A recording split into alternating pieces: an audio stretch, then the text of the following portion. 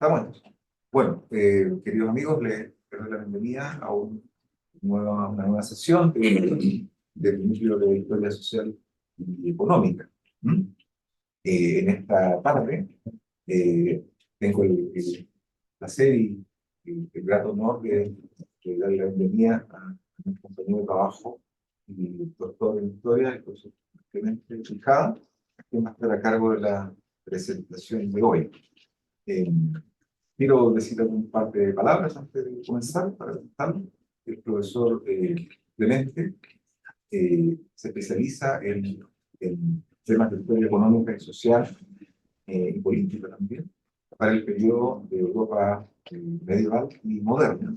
Y la mayor parte de sus trabajos, sus investigaciones, han estado aplicadas a, a la, a la zona donde estoy bien, que es Extremadura, a la orden de Alcántara, a los temas de propiedad, de tierras y economías rurales, en periodos de ya transformación durante el periodo bajo medieval y moderno.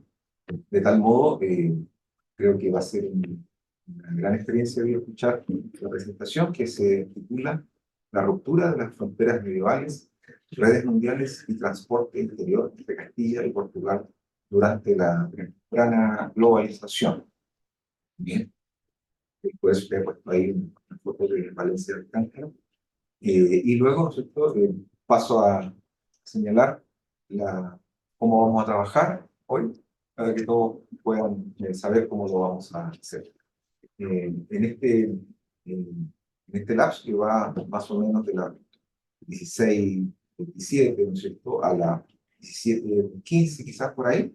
Si necesita un poquito más, tú te tomas un minuto más, no pasa nada.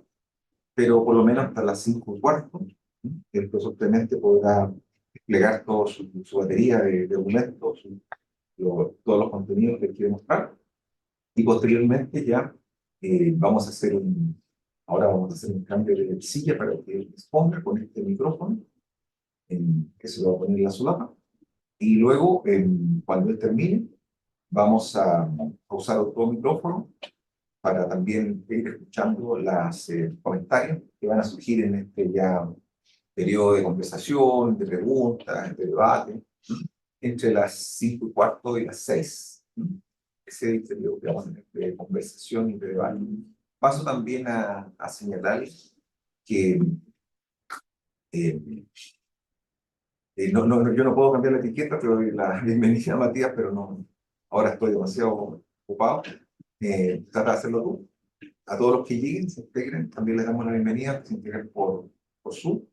Eh, y también a los que eventualmente estén observando en directo esta transmisión por nuestro canal de Facebook.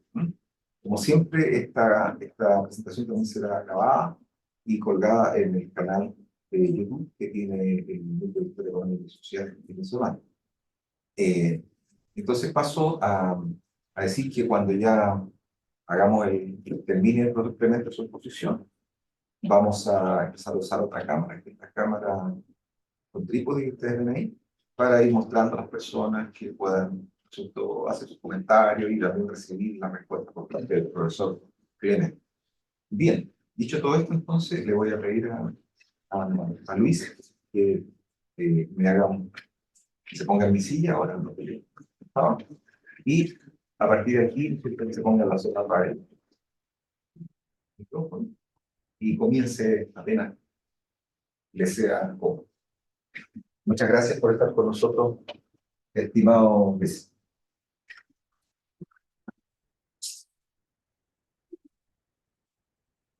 Les digo también que, como siempre, la cafetería ahí que tenemos está abierta.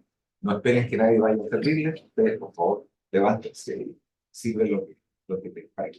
Bien. Bien. Muchas gracias, profesor Matú, por la invitación que me cursó usted y todo el núcleo de Historia Económica y Social, del que también formo parte, aunque no siempre esté uno tan presente como le gustaría por sus otras obligaciones académicas, pero sin duda es un foro activo, quizás el más seguido, el más completo que hay ahora mismo en Chile en términos de historia económica, por la regularidad de las sesiones y también por, bueno, seguimiento que está teniendo, las repercusiones y también por la calidad de los invitados, que esto último no debería decirlo, porque es como alabarse a uno mismo, pero me refiero a, bueno, hemos tenido invitados de prácticamente todas las universidades chilenas y de algunas universidades extranjeras también a lo largo de los años que lleva activo este foro, y por eso es un placer formar parte de ese elenco de investigadores que aquí han estado. Es también un gusto encontrarse con tantos estudiantes, amigos, algunos estudiantes en formación, otros que ya terminaron y están a punto incluso de terminar su magíster, algunos buenos amigos que hacía tiempo que no nos encontrábamos, lo que se espera de este tipo de encuentros también. Y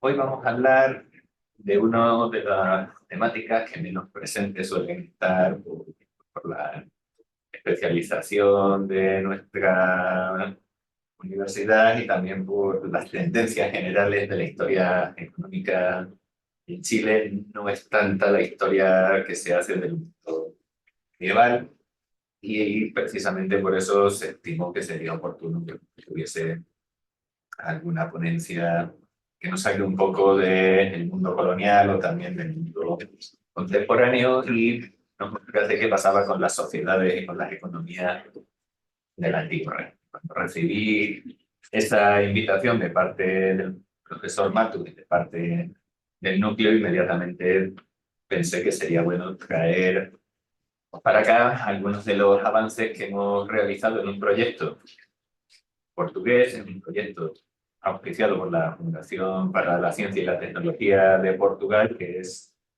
la NICS portuguesa, es decir, el organismo público, la institución pública que financia la investigación.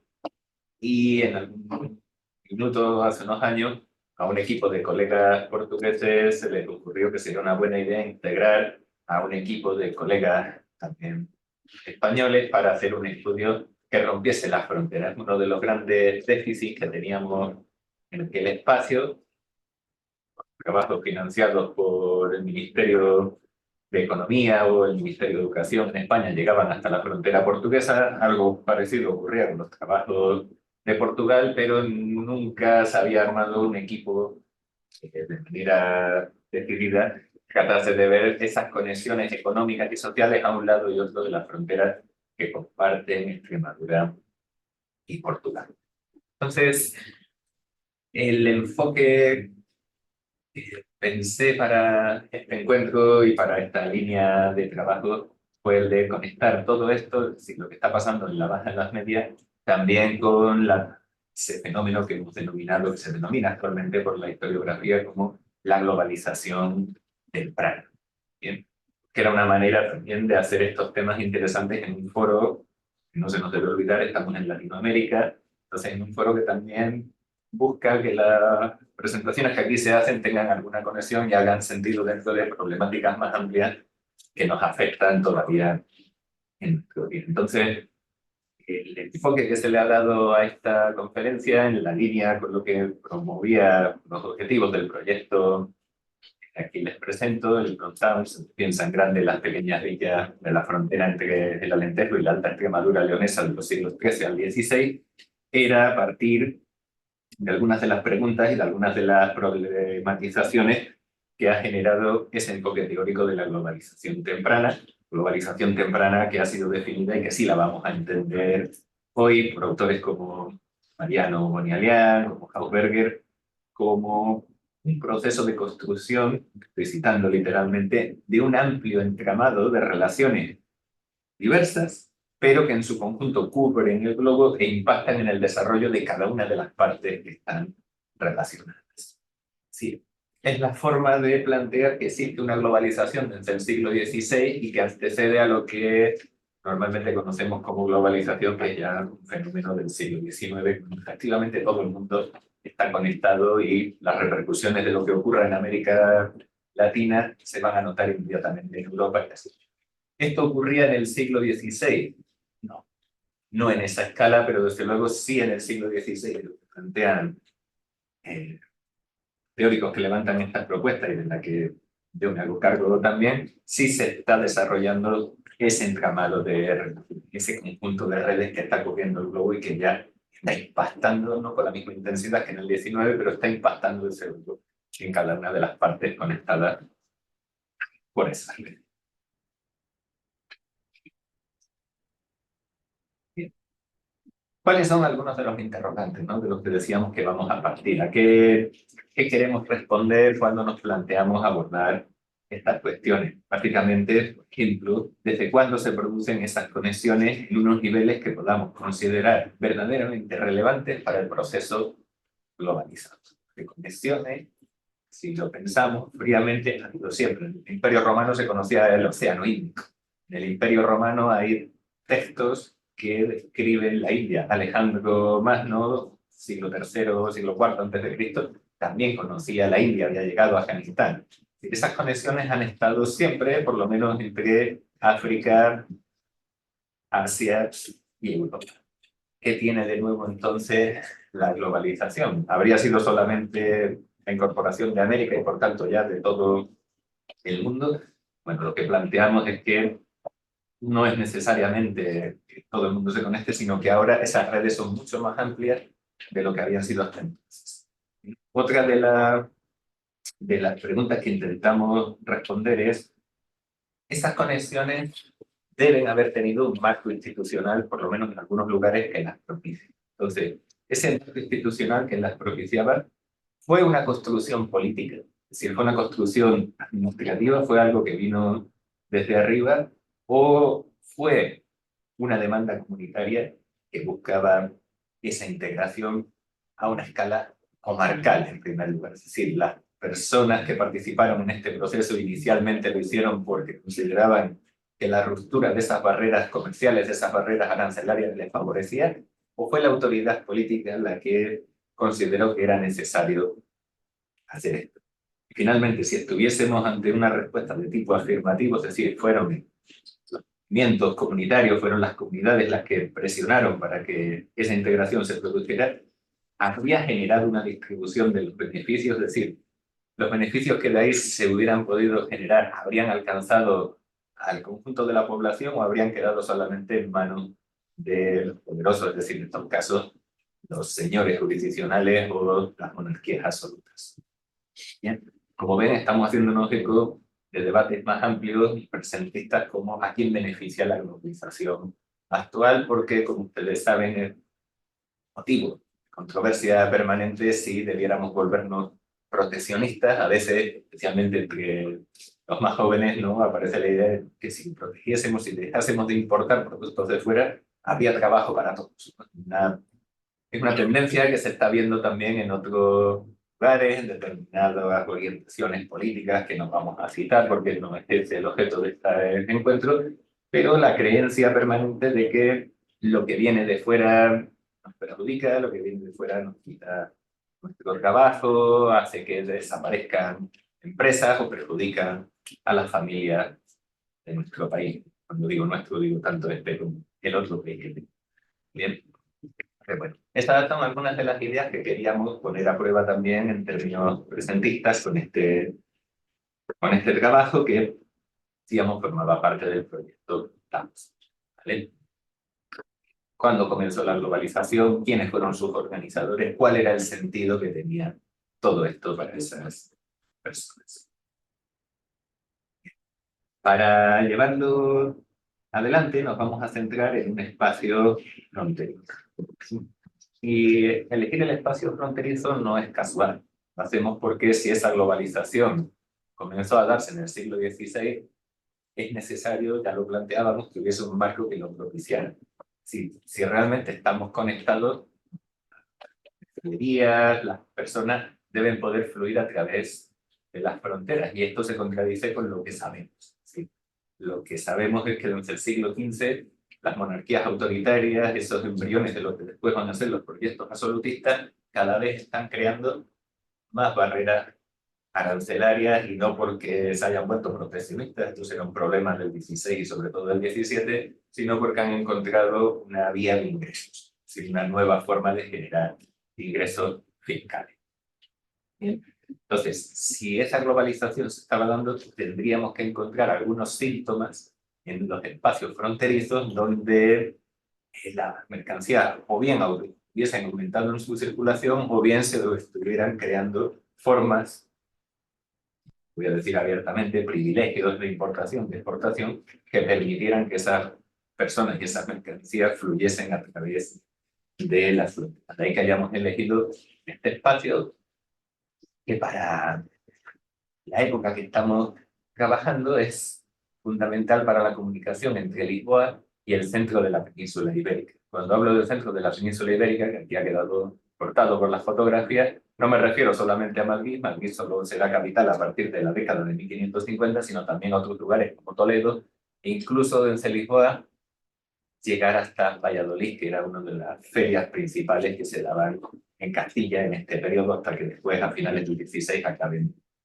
debilitándose y prácticamente desapareciendo. Entonces, el camino que llega desde el puerto de Lisboa hasta Madrid pasa por Badajoz, pero también en algunas de sus ramas pasa por Alburquerque o pasa también por Valencia de Alcántara. Y ahí, en esos lugares, es donde se han situado las aduanas, donde se están situando los puertos secos que han generado alguna documentación que será la que nos permita llevar adelante nuestro trabajo. Les pongo solamente de manera anecdótica unas fotografías para que entiendan lo que vamos a plantear. Aquí no hay nada que marque una frontera, no hay ningún accidente natural, no hay una cordillera, no hay un río. Simplemente alguien dijo que aquí empezaba Castilla y aquí terminaba Portugal. Bien, en muchos de estos lugares lo que vemos se parece a esto. En otros no, en otros iba a haber alguna pequeña serranía, algún relieve que pueda servir como hito, pero en otros es un espacio abierto y fácil de transitar. En esas condiciones, ¿qué va a pasar con las personas que viven ahí? Quienes viven ahí están acostumbrados a un modo de vida que les va a ser difícil de acomodar a las pretensiones de la monarquía autoritaria cuando diga aquí hay un límite, ahora ya no pueden pasar y si quieren pasar ahora bien. Bien, de mapa de detalle, donde he incluido, porque ya les marcaba antes, algunos de los puertos que vamos a citar, como son el puerto de Lisboa y el puerto de Setúbal. Por aquí llegan los caminos que entran en Castilla, ¿vale? Son algunas de las vías más expeditas, la de Valencia, la de Alburquerque en menor medida y sobre todo, la de Badajoz. Pensemos, por ejemplo, que durante las guerras napoleónicas, la entrada de los ingleses para combatir a las tropas francesas se hizo precisamente por este mismo camino que les permitía, una vez desembarcados en Lisboa, entrar a tomarse España vía Badajoz. ¿Bien? Entonces, a partir de aquí, ¿qué vamos a proponer? Pues esencialmente que los trabajos previos que se han encargado de esta problemática, es decir, del tránsito de personas y de mercancías entre Castilla y Portugal, lo han hecho muy centrado en las mercancías, qué productos circulaban para un lado y para otro. Se han enfocado también en discernir si hubo o no hubo un proceso de complementariedad económica, esa integración regional de la que tanto hemos hablado, y lo digo porque hay muchos estudiantes acá, de la que tanto hemos hablado en los cursos de historia medieval y sobre todo en los cursos de historia moderna, cuando decimos que esa especialización productiva ha obligado a comerciar porque necesitas recurrir cada vez más al mercado para aquellos bienes que dejas de producir porque estás especializado en pañería o estás especializado en la producción activa. Entonces, ese ha sido también uno de los debates, uno de los objetivos de las investigaciones previas.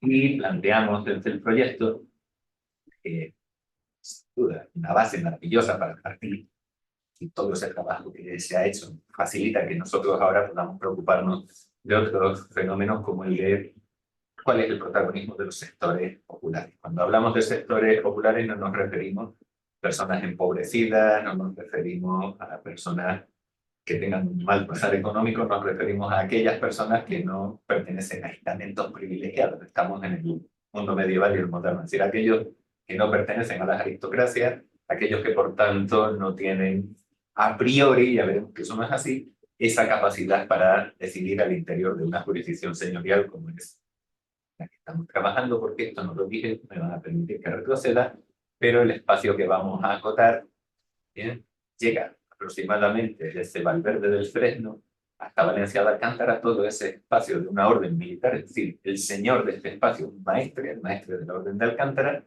y nos vamos a tomar un poquito hacia el sur, hasta la zona de Alburquerque, donde el señor de Alburquerque es también el duque de Alburquerque. Es decir, no estamos ante espacios que estén bajo control directo de la corona. Y eso nos va a permitir entender parte de las negociaciones que se van a entablar. Entonces, lo que planteamos como hipótesis, en esencia, es que han sido estos sujetos que decíamos que estaban menos estudiados, es decir, los sectores populares de estas villas fronterizas, los que han promovido la construcción de algo que vamos a denominar espacios de encuentro, ¿sí?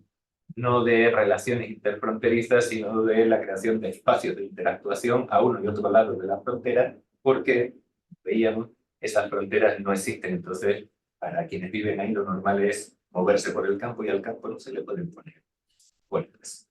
Cuando se le han intentado poner puertas, ¿que han hecho ellos? Han negociado con la autoridad señorial, en este caso con el maestre de Alcántara, en menor medida, pero también con los duques de Alburquerque, para que les permitan moverse a uno y otro lado, y moverse a uno y otro lado con sus mercancías. Eso es lo que vamos a llamar espacio de vida, en lugar de llamarlo migraciones, o en lugar de llamarlo comercio internacional. ¿Bien? Bueno, entonces nuestra hipótesis es que los habitantes de estas pequeñas villas de la frontera han promovido la construcción de esos espacios de vida, negociando con la autoridad jurisdiccional, y que esos espacios de vida han sido los que después funcionan como articuladores de esas redes con las que iniciábamos nuestra definición de globalización, de esas redes que van a convertir algunas de estas pequeñas villas en nodos del comercio peninsular. Y esa será lo que trataremos de mostrar. Como les decía, trabajos sobre las sociedades y las relaciones de frontera entre Portugal y Castilla. Hay muchos, viendo por los trabajos de los años 80 de Alfonso Franco Silva, y después, más tardíamente, ya los de Violeta Medrano, Miguel Ángel Melón, Juan Luis de la Montaña, Isabel Vaz de Freitas, los miembros del proyecto Frontdown en estos momentos. Lo mismo ocurrió también para los contactos sociales, muy centrados sobre todo en el caso de las minorías confesionales. Esta mañana estábamos en un seminario de grado, y entre las fuentes que traían los estudiantes inmediatamente les aparecían fuentes de minorías confesionales, en este caso de judíos. Bueno, pues es algo que se ha trabajado también mucho, e incluso la circulación de sectores aristocráticos que bueno, por traición al rey de Portugal o al rey de Castilla se ven obligados a pasar al otro lado de la frontera, a hacer lo que se conoce como un exilio aristocrático durante el siglo XV. Pero como decíamos, no es este el objeto. Nuestro objeto es ver qué pasa con las redes, quiénes son los sujetos que están detrás de la construcción de esas redes. No es profundizar en el tráfico de mercancías o en las migraciones, sino en lo que ese tráfico y esas migraciones nos indican sobre la existencia de las redes, sobre cómo esas redes trascienden el hecho fronterizo, y la medida en la que esas poblaciones, esos núcleos, esos asentamientos humanos se están convirtiendo en nodos de las relaciones comerciales o de ese tránsito de personas y mercancías. Y lo hacemos porque consideramos que es precisamente esa red, esa articulación, la base que va a permitir después, lo veremos, la interacción con otras áreas o con otras macro regiones del mundo, no necesariamente contiguas. ¿Sí?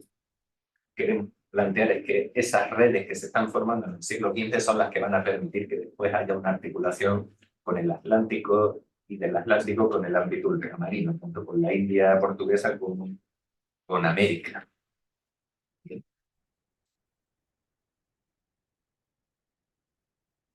Entonces, también por lo mismo consideramos que desde finales del siglo XV hasta finales del XVI, en esos 100 años, la realidad de esta frontera no se va a explicar solamente por los movimientos del comercio agregado, ni tampoco por las fuerzas gravitacionales de los grandes centros económicos, es decir, Lisboa y posteriormente Madrid ante Valladolid, sino en estos lugares nos vamos a encontrar con una agencia propia de esos lugares, de las personas que los habitan, tanto en la creación de esos espacios de vida como en la inserción de la zona en unas redes más amplias en unas redes que van a formar esa trama global de la primera globalización, y que esto procede de acciones comunitarias que deliberadamente han intentado transgredir las fronteras que imponen primero la monarquía autoritaria y después el Estado moderno a partir de finales del XV y a lo largo del XVI. Como sustento teórico a esta idea, a esa capacidad comunitaria, quiero plantearles también que es un fenómeno que ha sido ampliamente tratado, sobre todo por el medievalismo, la capacidad de esas comunidades, de esos colectivos rurales a la hora de conseguir unas condiciones más ventajosas en su relación con el poder señorial y que les permitió incluso modificar las estructuras que generaban algún tipo de traba a esos intereses. Me refiero a trabajos del propio George B., pero también de Leopold Jennikos para Bélgica, de Robert Bartlett para toda Europa, esto que a menudo hemos leído en los cursos de historia medieval, también los trabajos de Julián Clemente Ramos o los trabajos de la historiadora argentina Corina Lucia. Entonces, a partir de eso nosotros vamos a trabajar dos escalas, que va a ser, primero, la de los flujos de personas y mercancías a escala regional, ¿bien? Es decir, aquella de los intercambios cotidianos entre habitantes de uno y otro lado de la frontera, y después nos vamos a pasar a los intercambios y a los encuentros interregionales, es decir, aquellos que operan ya entre áreas que no son continuas. Esa es la diferencia que vamos a establecer entre lo comarcal y lo interregional. Hablamos entonces de un fenómeno que va a conectar estos lugares que veíamos en el mapa del mundo desde la perspectiva que le daremos, que es las personas que ahí habitaban trabajaron para que eso fuera posible, primero crearon las bases y después se insertaron en ellas, es decir, no fueron agentes pasivos de esas redes comerciales que se están formando a finales del XV y a principios del XVI. Entonces,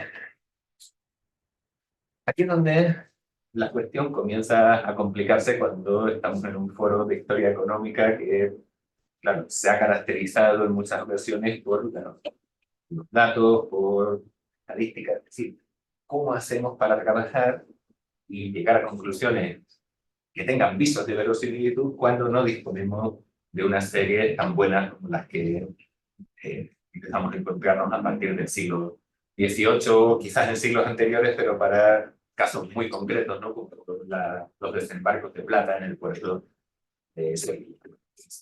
Y es precisamente donde quiero poner a prueba estas ideas también con ustedes para que luego tengamos ocasión de discutir. Nosotros nos vamos a mover por algo que está muy manoseado, que es el dato cualitativo. Yo no soy un aficionado a los datos cualitativos, me gusta establecer bases de datos, ¿bien? Es decir, no podemos tomar un dato y explotarlo diciendo, bueno, pues como esto ocurría, seguro que todo era así, pero sí podemos juntar varios indicios que apunten en la misma dirección y ese es el paradigma que vamos a usar, un paradigma indiciario, algo basado en indicios que entre ellos son muy parecidos y que dan a entender, sugieren, indican, apuntan hacia la idea de que algo está pasando. Entonces, cuando queremos participar en un debate tan amplio, pero tenemos unas fuentes tan débiles, la solución que encontramos en el mundo medieval es precisamente manejar todas aquellas fuentes que tengan nuestro alcance. Quienes están en el seminario de grado este año ya saben en qué consiste eso, ya han tenido que empezar a sufrir de ese problema. Entonces, nosotros vamos a dividir las fuentes que utilizamos en dos tipos. Primero, las que nos sirven para hablar de esa construcción de los espacios de vida y luego aquellas que nos sirven para abordar el funcionamiento de esos espacios de vida y las redes. ¿De qué fuente hablamos? Les voy a hacer una presentación breve de las mismas para quienes no estén familiarizados con ellas, especialmente qué son las cartas de síntesis. Como sabemos, esto es algo habitual en las clases de historia, el antiguo régimen no se caracteriza precisamente por la libertad de circulación ni siquiera al interior de un reino. Es decir, para pasar de una jurisdicción a otra, aunque estemos dentro del mismo reino, normalmente hay que pagar arancel. Hay que pagar eso que se llama portazgo cuando uno llega a una ciudad y trae mercancías de fuera y pretende venderlas allí. Esto es lo que van a plantear los liberales del 18 que estaban generando la hambruna, es decir, el encarecimiento de las mercancías solamente por el hecho de atravesar una ciudad.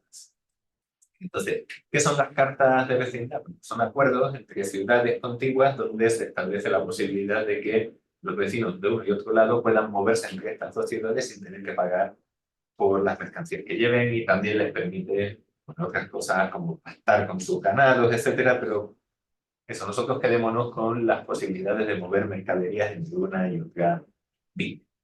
Tenemos también algunos privilegios de importación o de exportación. ¿Esto qué es? Esto es precisamente lo que decíamos antes, que van a negociar las comunidades locales con las autoridades señoriales. Yo quiero sacar esta mercancía fuera, ya, pero estamos en el antiguo régimen y la doctrina económica es inexistente, pero la práctica económica es, ya, pero si usted saca esto fuera, no tendremos abastecimiento acá, podría escasear el trigo, podría escasear la madera, podría escasear el cuero para los zapatos, entonces yo no le voy a permitir que lo saque. Si quiere sacarlo, el señor, y el señor quiere dinero, si quiere sacarlo, tiene que pagar también un tributo. Bueno, pues lo que van a hacer estas comunidades es presionar a los señores y nos va a quedar constancia de que se les permite a los vecinos de una villa, del maestrazgo de Alcántara, en este caso la de Alcántara, pero también la de Valencia, sacar esas mercancías fuera. Esto es un privilegio de importación o traer mercancías de fuera. Pero eso es un privilegio de importación, de traerlas fuera, la posibilidad de sacarlas es lo que hemos denominado el privilegio de exportación. Hay también muchos permisos colectivos de tránsito, es decir, un permiso que se le entrega a una colectividad, a grupos que se mueven juntos. Normalmente grupos campesinos que han alquilado tierras en otro lugar y se les va a permitir moverse o regresar con sus mercancías. ¿Sí? Junto a ello tenemos otro tipo de fuentes que son, ya para ver ese funcionamiento de los espacios y las redes, tanto las ordenanzas concejiles. Las ordenanzas concejiles son regulaciones locales que se compilan normalmente a comienzos del siglo XVI y nos dan cuenta en ellas de toda la normativa que se había ido generando durante el siglo XV y por tanto de los problemas que se habían abordado institucionalmente. Es decir, cuando encontramos una normativa que permite sacar los ductos fuera, nos está diciendo que alguien pidió, alguien presionó para que eso fuera posible. Cuando encontramos una normativa que establece el precio o el salario que debe cobrar un peletero, el que debe cobrar un tejedor, etcétera, ya nos está indicando que hay un desarrollo de la artesanía. Si estamos regulando esos oficios, no sabemos qué volumen, pero lo cierto es que esos oficios existen y tienen que ser relevantes si es que las instituciones se ven la necesidad de regularlos. Fuentes procesales, una de las fuentes más ricas que existen y que más problemas nos solucionan a medievalistas y modernistas cuando escasean otro tipo de materiales, porque nos encontramos en ella testimonios orales muy a menudo. Entonces, cuando hay un problema y ese problema acaba en una Corte Suprema, si la Chancillería, ¿cómo se llama la Corte Suprema en ese periodo? La de Madrid, la de Granada, y a menudo aparecen testigos que declaran y hablan con mucho conocimiento de causa. Así, bueno, aquí hay estos oficios, aquí se cobran estos salarios, aquí se venden estas mercancías, ¿vale? Y finalmente vamos a recurrir también a algunas fuentes de tipo, vamos a denominar arqueológicas, aunque más bien es una cartografía levantada a partir de evidencias arqueológicas e incluso literarias. El punto que quiero defender en este apartado concreto es que todas las fuentes que vamos a mostrar indican hacia lo mismo, es decir, hacia la articulación de esas redes, hacia la participación popular, hacia la demanda de esas personas por formar esas redes y después por incluirse. ¿Vale? Aquí viene el problema que les planteaba, no son tantas. Hemos conseguido 2 cartas de vecindad para ese espacio que queríamos trabajar, hemos conseguido 3 privilegios comerciales, hemos conseguido 2 permisos colectivos de tránsito y después a partir de 1494 otros 2 permisos colectivos de tránsito. Cuando alguien ha preguntado este año, bueno, ¿cuántas fuentes necesito? Depende de la capacidad para explotarlas en realidad. ¿Cuántas fuentes necesito para mi seminario de grado? Depende de cuánto seas capaz de hacer hablar a una fuente. Yo digo que con estas, si las explotamos bien, se puede obtener mucha más información de la que creo, ¿vale? El quiebre en 1494 se sitúa solamente porque es el año en que el maestrazgo de Alcántara pasa a depender definitivamente del Estado moderno, es decir, de la Corona de Castilla, y por tanto ya no hay posibilidad de negociar con el señor de Alcántara, ahora la autoridad con la que debes negociar es el rey, la reina, en este caso, y la reina no está allí cerca ni está para escuchar. Esto va a cambiar un poco las posibilidades. Pero hasta entonces nos hemos encontrado con las cartas de vecindad y los privilegios comerciales. Y ahora, ya para no detenerme más en esto, voy a mostrarles algo. Creo que se alcanza a ver algunas de ellas. Por ejemplo, tenemos una carta de Alfonso V para que haya buena vecindad en Alcántara y en el entorno portugués. Se corresponde con otra del maestre de Alcántara, que por entonces era este señor Gómez de Cáceres, para la buena vecindad y que fijémonos en el trato y en el comercio ordinario, para que esas actividades sigan produciéndose. ¿Bien? Aquí tenemos algunas de esas peticiones desde los consejos hacia los señores, por ejemplo, esta, donde se solicita a ese maestre que se les exima en el portazo de las mercancías que traen de Portugal. Es decir, es la comunidad, es el consejo, son las instituciones consejeras las que están presionando al señor para generar esa exhibición, ese privilegio de importación del que hablábamos antes. Lo mismo acá, el Consejo de Alcántara va a solicitar, este era el de Valencia, este es el de Alcántara, va a solicitar al maestre, al nuevo maestro, que era Juan de Zúñiga, lo mismo. Exención en el portazo de las mercancías que esta vez sacan a Portugal. Aquí tenemos otro caso de vecinos que solicitan este documento mucho más rico, que solicitan permiso para exportar su vino y producen vino en la sierra, una zona que se llama la Sierra de Gata, que está al norte del mapa que veíamos, y quieren llevarlo a Portugal y piden que además ellos puedan seguir trayendo de Portugal pescado, paño, cera y hasta metal. Estos son algunos de los permisos colectivos, el de los labradores que solicitan licencia para regresar a sus hogares, desplazamientos estacionales de familia. Estas son algunas de las fuentes que les comentaba. La mayoría del Archivo General de Simancas, un archivo muy conocido por los estudiantes aquí presentes, otras, algunas crónicas del momento y también, ven arriba, de archivos portugueses. Entonces, ¿qué tenemos con ello? Pues unos espacios de vida que ya se han organizado, es decir, hemos conseguido la potestad, la posibilidad de llevar mercancías a Portugal y traerlas desde Portugal, de traerlas hacia el Consejo de Valencia o de traerlas hacia el Consejo de Alcántara, entonces ya no hay frontera para esas mercancías. ¿Qué está pasando a partir de aquí? Bueno, pues nos vamos a encontrar a lo largo del siglo XVI, finales del XV y principios del XVI, muchas evidencias. Yo solo les pongo algunas porque si no, no podríamos abordar todo, como la de comercio de granos, el comercio de cera. Tenemos en ocasiones en esas fuentes procesales, cuando se hacen averiguaciones para ver si lo están haciendo bien o están haciendo contrabando, indicaciones de cuánta cantidad se está comerciando. Hay una, por ejemplo, del obispo de Badajoz que quiere llevar casi 2.000 kilos de trigo a Portugal. Si no estamos hablando de pequeñas cantidades, no estamos hablando de una mula cargada con 2 saquitos de trigo, sino un comercio amplio. El problema que esto tiene, pues lo mismo que este de aquí, ¿no? El de los vecinos de Cata que llevan vino para Portugal. El problema que no conseguimos afinar, ahora veremos por qué hemos usado las fuentes literarias, porque son las que nos dan un destello, es que van a Portugal, pero no sabemos a dónde. Entonces podrían llegar a Portugal, al pueblo de al lado, el primer pueblo de la frontera, y hasta ahí llegó el vino, entonces estamos hablando de comercio cotidiano, o podría estar llegando a los puertos portugueses y de ahí difundirse por el Atlántico, porque eso sí sabemos que llegan vinos castellanos, incluso a Londres. ¿De dónde llegan? Desde luego, las viñas, los viñedos no están en la costa. Sí, esos vinos son vinos del interior, pero son de esta zona. Bueno, eso es lo que trataremos de ver después. Esos espacios de vida están dando lugar a la circulación de bienes de consumo cotidiano, están dando lugar también a la circulación de trabajadores especializados, de labradores que aparecen de Castelo de Vila, de Montalbán, que son algunas de las villas portuguesas, o sea, está al otro lado del espacio que estamos trabajando, son trabajadores especializados, es decir, no son braceros, no son jornaleros, hoy los llamaríamos pequeños empresarios agrícolas, es decir, personas que disponen del capital suficiente para explotar un predio, pero no de la tierra. Algo así como los geomen que hemos visto para el caso inglés, los fermier que también veíamos para el caso francés, su correlato en el caso castellano, la misma tipología social. ¿Vale? Hay también algunos datos de circulación de artesanos, aunque estos son más débiles, no hay tanto, o las fuentes no nos permiten iluminar tantos, pero desde luego hay una circulación de mercancías y hay una circulación también de trabajadores.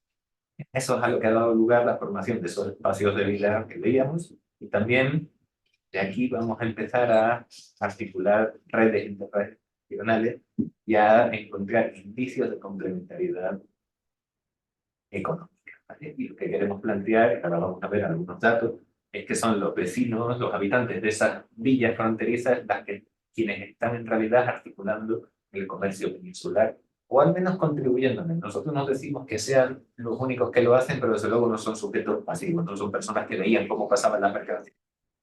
Participan en esa articulación, como estos de arriba que iban a llevar vino y volvían con pescado. Bueno, y si vuelven con pescado, tienen que haber llegado a la costa, o al menos han articulado con alguien que trae pescado desde la costa, porque en ocasiones se indica que ese pescado son sardinas, y bueno, ¿qué hacemos aquí hablando de sardinas? Las sardinas, ya se lo decía, vamos a trabajar por indicios, la sardina es el indicio de que no es pescado verde, de que es pescado marítimo, y por tanto, o bien llegan a la costa con esa carga, o bien se están articulando con alguien que les mueve esa carga desde la costa, pero los productos costeros están llegando y son muy amplios. Recuerdo en algún documento sobre Alburquerque también se cita cómo pasan por allí recueros que vienen con cargas de sardinas desde el puerto de Setúbal.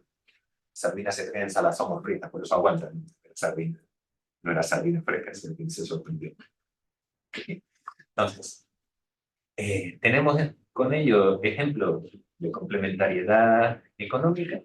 Lo que estamos viendo es que el norte del área que trabajábamos se está especializando en la producción de vino. Ese vino se está vendiendo hacia las ferias castellanas. Hay documentos que citan cómo ese vino llega a Medina, las ferias de Medina del Campo que están cerca de Valladolid. Hay documentos, veíamos una cita antes, que nos indican que ese vino se va para Portugal. En otras ocasiones se habla de cómo ese vino llega a Plasencia, es decir, ese vino está circulando por toda la península ibérica. Bien. Hay también algunos indicios sobre cuero y paños. Bueno, incluso son trabajos que están todavía en marcha. El año pasado hicimos una tesis de grado precisamente sobre la producción de cuero, pero ya veremos porque todavía no son datos que podamos... Hay que compilar algunos datos más para tener una propuesta más sólida. O sea, la tesis estaba muy bien, pero era para el caso alcantarino, hay que ver qué pasa en los alrededores.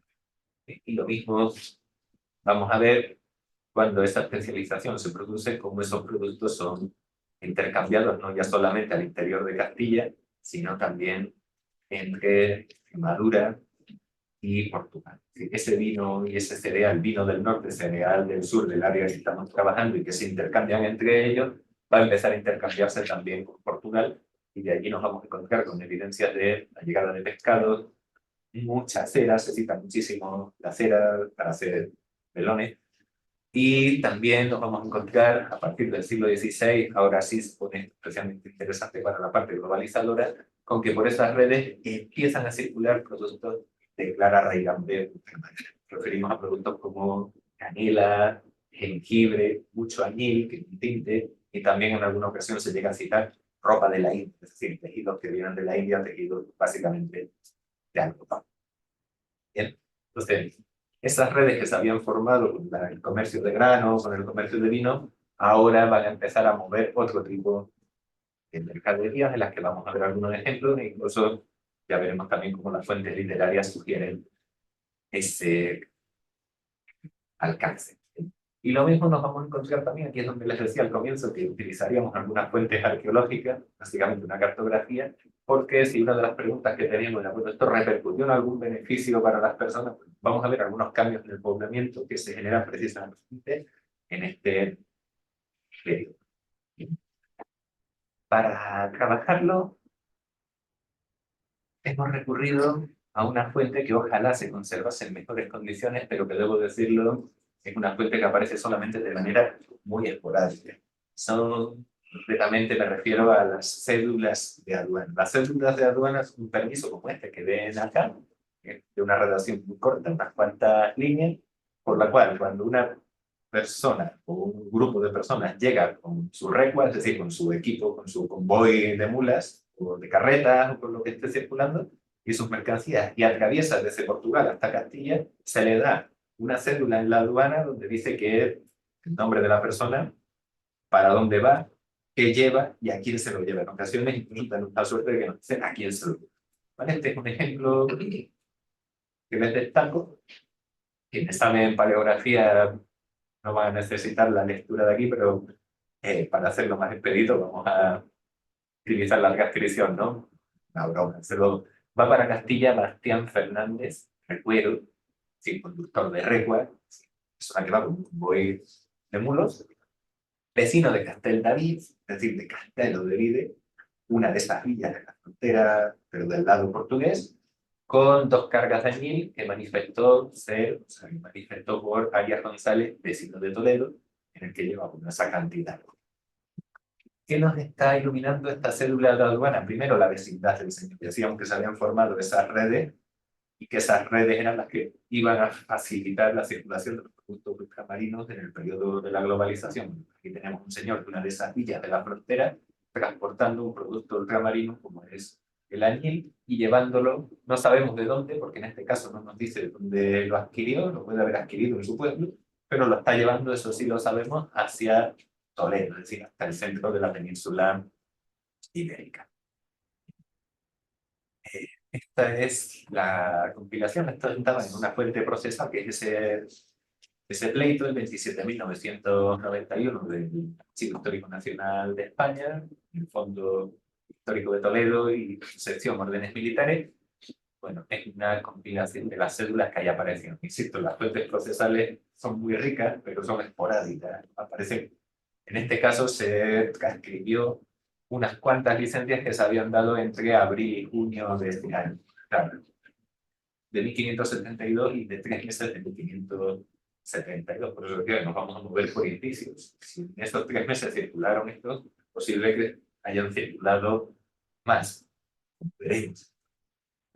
Pero lo interesante, nos dicen de dónde son, vecinos de Castelo de Vide o vecinos de Abrantes, es decir, de Castelo de Vide está pegadita a la frontera portuguesa, estaba afectada por ese espacio de vida que queríamos formarse. Abrantes no está tan cerca de la frontera, pero desde luego no es una localidad portuaria, y resulta interesante que sean precisamente vecinos de estos lugares, de esas redes que se formaron previamente, los que ahora están transportando los productos ultramarinos. Solo uno de ellos, de los 5 casos detectados, se declara vecino de Lisboa.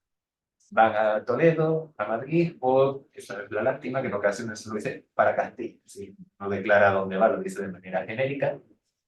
Pero fijémonos en los productos que llevan mucho añil, cera, que era uno de los productos habituales que habíamos visto para finales del 15, canela y clavo, que están ya las especias circulando, y este es el más rico de todos, ¿no? Ropa de la India, canela, clavo, jengibre, pimienta, que diría chipola, ¿no? La pimienta, el administrador de la economía, si leyeron el Alegro en un tropo, se estarán sonriendo ahora mismo. Añil y otra vez cera. Pero eso, lo que quiero que retengamos aquí, o lo que pongo especial énfasis, es a la vecindad de estas personas. Porque lo hemos interpretado como una corroboración de que esas redes que se habían trazado previamente ahora se están aprovechando para la circulación de los productos ultramarinos. Esta es la transcripción de todas esas cédulas, solo es curiosidad para que ustedes las vean. Bernardo da Cunha, vecino de Lisboa, que lleva un tercio de canela, este vecino de Abrantes, etc. Lo que decíamos, indicios basados en una fuente, en una sola fuente que compila unas cuantas cédulas de 3 meses de aquí. Si veíamos desde julio, o sea, perdón, desde abril, las órdenes de la más reciente, la más antigua, desde el 14 de abril hasta el 8 de julio. 2-3 meses, ¿verdad? Pero, por eso, vamos a contrastar con otros ejemplos de la zona y nos vamos a encontrar con situaciones parecidas. El vecino de Porto Alegre, otra de las villas que está pegadita prácticamente a la frontera villa portuguesa, lo mismo el de la villa de Elvas, también está pegada, entonces nos vemos a estos señores, fechas cercanas, siglo XVI, transportando los mismos productos a Milicera y llevándolos otra vez para Castilla. ¿Sabes? Y personalmente debo decir, me da mucha rabia que pongan para Castilla porque me gustaba saber a dónde van.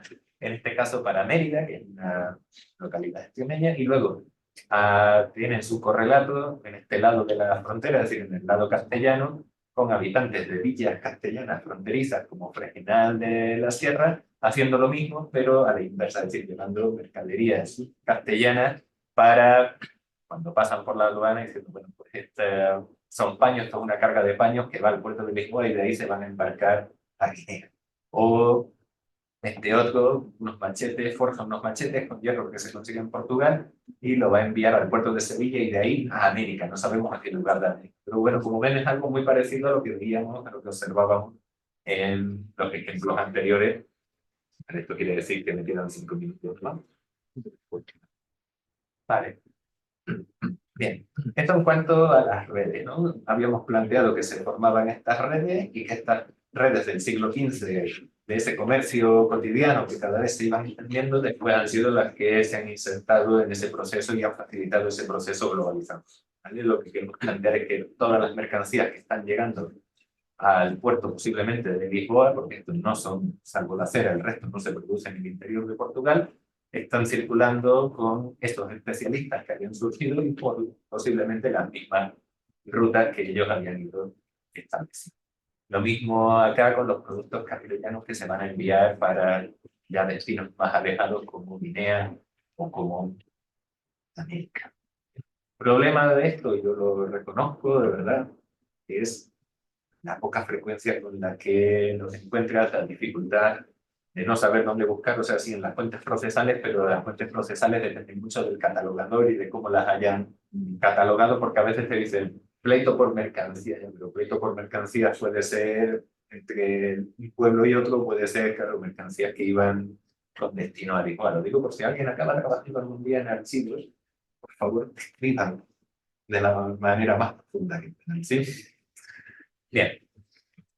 Otra de las preguntas que nos habíamos planteado era si todo esto redundaba en algún beneficio para las personas que ahí habitaron. ¿Sí? Y a la vez que plantearnos que esto sí tuvo algún efecto, nos lo vamos a plantear también como indicio de que por estas rutas que veíamos, es decir, el camino que trazábamos al principio de manera imaginaria entre Lisboa y Madrid, a través de Alburquerque y a través de Valencia de Alcántara, ¿sí?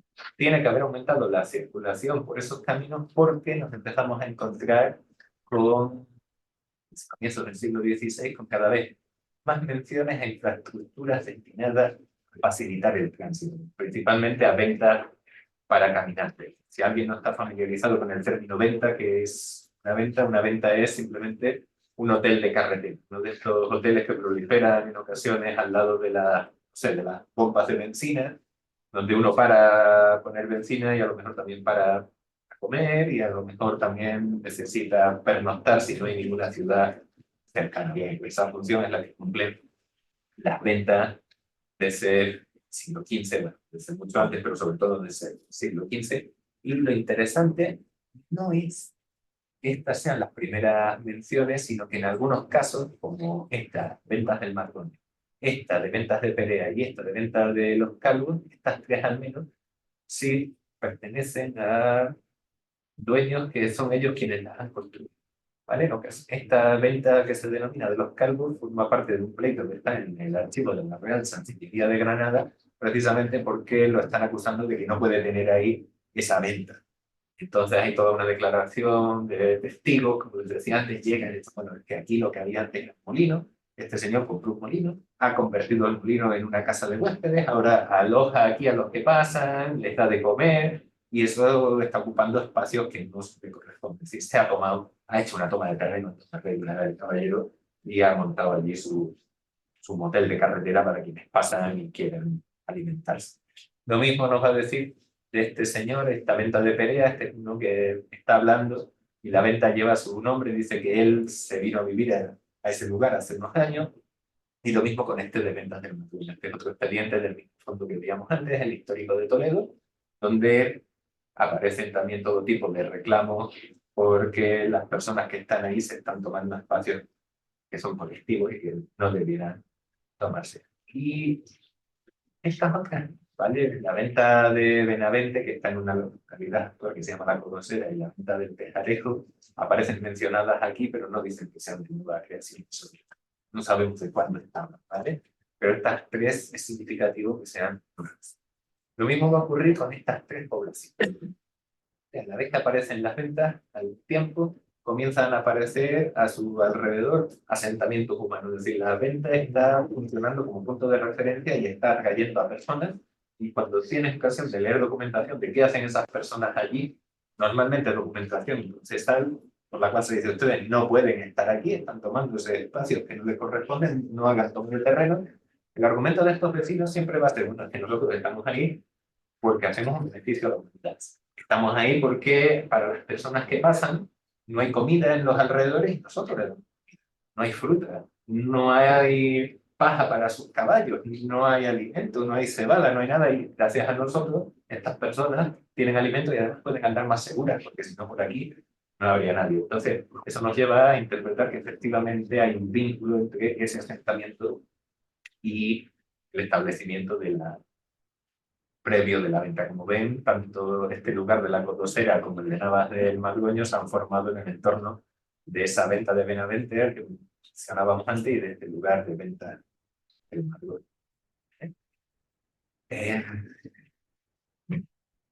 Esto solo se lo voy a poner, pero para presumir de más realmente, porque estamos muy contentos con algunos de los resultados que hemos ido encontrando, porque esto que ven es un mapa de la década de 1950, pero levantado a partir de una fuente muy conocida que es el itinerario de Villuga.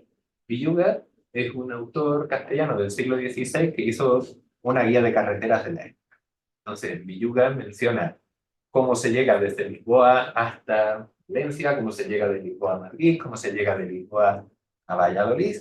Nos va diciendo qué poblaciones vamos a encontrar en el camino y qué distancias hay entre esas poblaciones, ¿vale? O sea, el equivalente a una guía de carretera, que no voy a mencionar ningún nombre porque no nos sponsorizan, entonces no vamos a hacer publicidad gratuita en este foro en el que nos encontramos, pero alguien en la década de 1950 se planteó trazar el mapa de carreteras que tendría la península ibérica según Villuga. ¿Qué nos encontramos en este mapa de carreteras? Pues que difiere bastante de los itinerarios que nosotros hemos conocido a través de la investigación que hemos realizado en el marco del proyecto, porque si bien aquí está el camino que conversábamos antes, el de Lisboa a Madrid, pasando por Alburquerque, ni siquiera cita Villuga a Valencia de Alcántara, que la teníamos por aquí, y tampoco citó el camino que entraba por Badajoz. Pero a nosotros el que nos interesa es especialmente este de Valencia de Alcántara, porque aquí es donde hemos estado trabajando. Este es el espacio de la frontera que habíamos acotado. Y desde luego nuestro mapa de ventas, es decir, nuestro mapa de establecimientos de acogida, refrigerio y restauración para caminantes y transportistas, pues nos está indicando que los caminos son otros, son distintos a los que nos plantea Villuga, que los de Villuga pueden ser quizás el más habitual, el de Alburquerque, eso nunca lo sabremos, pero desde luego a Villuga se le ha olvidado o no conoce algunos de los lugares que sí estamos detectando nosotros. Entonces, cuando mencionaba antes la venta de los calvos, ¿vale? La tenemos aquí, y esta se conecta con las ventas del Madroño, donde luego va a aparecer la población de Navas del Madroño. Hasta aquí llega el camino y aquí se separa de la rama que va para Valencia, pasando por la venta de Perea, o la rama que seguía para abajo, pasando por el Tejarejo, que esa sí la menciona Villuga, y por la Cotosera, la venta de Benavente. Entonces, ¿qué estamos viendo? Un espacio aparentemente sin mucha población. Todo lo que aparece en Conaspa son lugares despoblados que han dejado de existir en algún momento anterior al siglo XVI, pero donde están proliferando estos establecimientos vinculados al tránsito de mercancías. Por eso, esta interpretación, nosotros nos hemos planteado que la proliferación de estaciones, o sea, de establecimientos orientados a la asistencia de transeúntes, tiene que ver con un aumento en el tránsito de personas y mercancías. El otro indicador, esto es lo que les comentaba antes sobre la evidencia arqueológica, es la forma alargada que van a tomar algunas de esas poblaciones. Las poblaciones medievales tienden a ser de figuras redondeadas, es decir, el trazado que hemos estudiado en historia medieval de rueda de carro, de rayo de bicicleta. Las aldeas, aunque no estén planificadas, también tienden a tomar esa forma, pero las poblaciones que surgen alrededor de caminos, como están orientadas precisamente a lo que por ahí circula, van a tomar forma alargada, no tienen forma redondeada. Esta es la de Navas del Madroño, una población que comienza a proliferar bien a partir de 1520, 1540, en esas 2 décadas.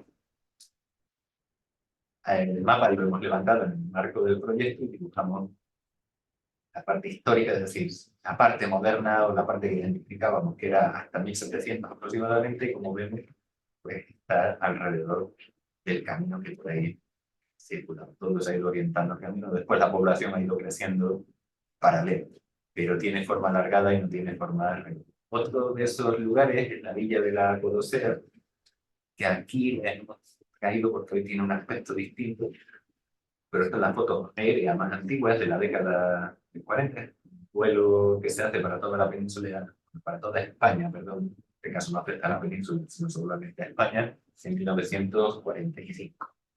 La Codosera es otro de esos lugares, de hecho, conocemos incluso una petición del duque de Alburquerque para que se dé a poblar el lugar, y cuando leemos la petición sabemos que no parte de cero, es decir, no es un proyecto para atraer a pobladores, sino que ya hay personas habitando, y lo que se quiere hacer es regularizar el asentamiento. Y volvemos a encontrarnos lo mismo. Por aquí está la fortaleza que vigila el paso está aquí, por aquí entraba el camino de Portugal, y como vemos, la población había ido formándose un modelo urbanístico muy parecido al de Navas del Madroño en torno a la vía principal de comunicación. ¿Vale? Ese es el indicio arqueológico. Y finalmente, cuando veíamos que esto sí ha trascendido, que esto sí ha tenido alguna relevancia, decíamos, bueno, también la literatura nos puede lanzar algún destello. Tenemos evidencias de alguien, se llama el cronista Pedro Maldonado. Pedro Barrantes Maldonado tenía un campito por aquí, está muy orgulloso de él, entonces nos lo cuenta, es una anécdota. Pero la anécdota se conecta con todo lo que hemos visto. Y dice que el lugar donde él tiene su finca es muy importante porque pasa el camino real y continuamente veo pasar a los recuerdos de Setúbal con el pescado. Sí, él ya nos está diciendo que por ahí pasaban. También tenemos otra anécdota del mismo cronista que sabemos que había sido militar y nos habla, queremos ver cómo circula el vino, si el vino de la zona está circulando o no, nos va a decir que él, cuando estuvo en Flandes, esto lo escribe en 1560, ya ha muerto Carlos, el emperador Carlos I, Carlos V de Alemania, pero dice que él estuvo en la guerra en Flandes y que bebió, o sea, que el vino de Alcántara era muy bueno. Lo he bebido yo en Flandes, en la cámara del emperador Carlos V, que se lo llevaban desde Alcántara. Aquí tenemos un indicio de que el vino de la zona parece que circula por el Atlántico. Claro, no sabemos si era un capricho del emperador que pidió que le llevasen ese vino porque era el mejor de España, como nos quiere decir este señor, pero parece que allí llegaba vino. Y tenemos otras evidencias, por ejemplo, si ustedes leyeron las novelas ejemplares de Cervantes, hay una de ellas que se llama se titula El licenciado Vidguera. En el licenciado Vidguera hablan de cómo llegan a Génova algunos de los protagonistas. Y cuando llegan a Génova van a almorzar, y almorzando empiezan a rememorar vinos buenos que ellos han probado. Dicen, habiendo hecho reseña de tantos y tan diferentes vinos, se ofreció aparecer allí sin usar de tropelía ni como pintados en el mapa, sino real y verdaderamente. Y aquí viene el listado de vinos buenos, que ellos van a citar: a Madrigal, vinos de Madrigal, vinos de Coca, vinos de Alaejo, vinos de Ciudad Real, vino de Esquivias, vino de Albeniz, de Casalla, de Guadalcanal, sin olvidarse, de aquí es lo interesante, de Rivadavia y del vino de Descargamaría. Descargamaría es una de las localidades de la Sierra de Gata, donde, bueno, pues decíamos que se producía esa especialización en el vino, donde, bueno, hace unos años también hicimos una tesis acá, Sebastián y Gonzalo, y se trabajó esa zona precisamente, se veía cómo se comerciaba por ahí. Hay otra referencia de Eugenio de Salazar, una obra de teatro. Este autor vivió también en este periodo, entre 1530 y 1602, y dice: por más sanos y seguros amores tengo los del santero que vuestra merced y yo hallamos en la ermita de Nuestra Señora de la Paz, con la bota de vino de Descarga María al lado, abrazándola y besándola de ratillo y ratillo, y cantando: si amores me han de matar, que ahora tengan hambre.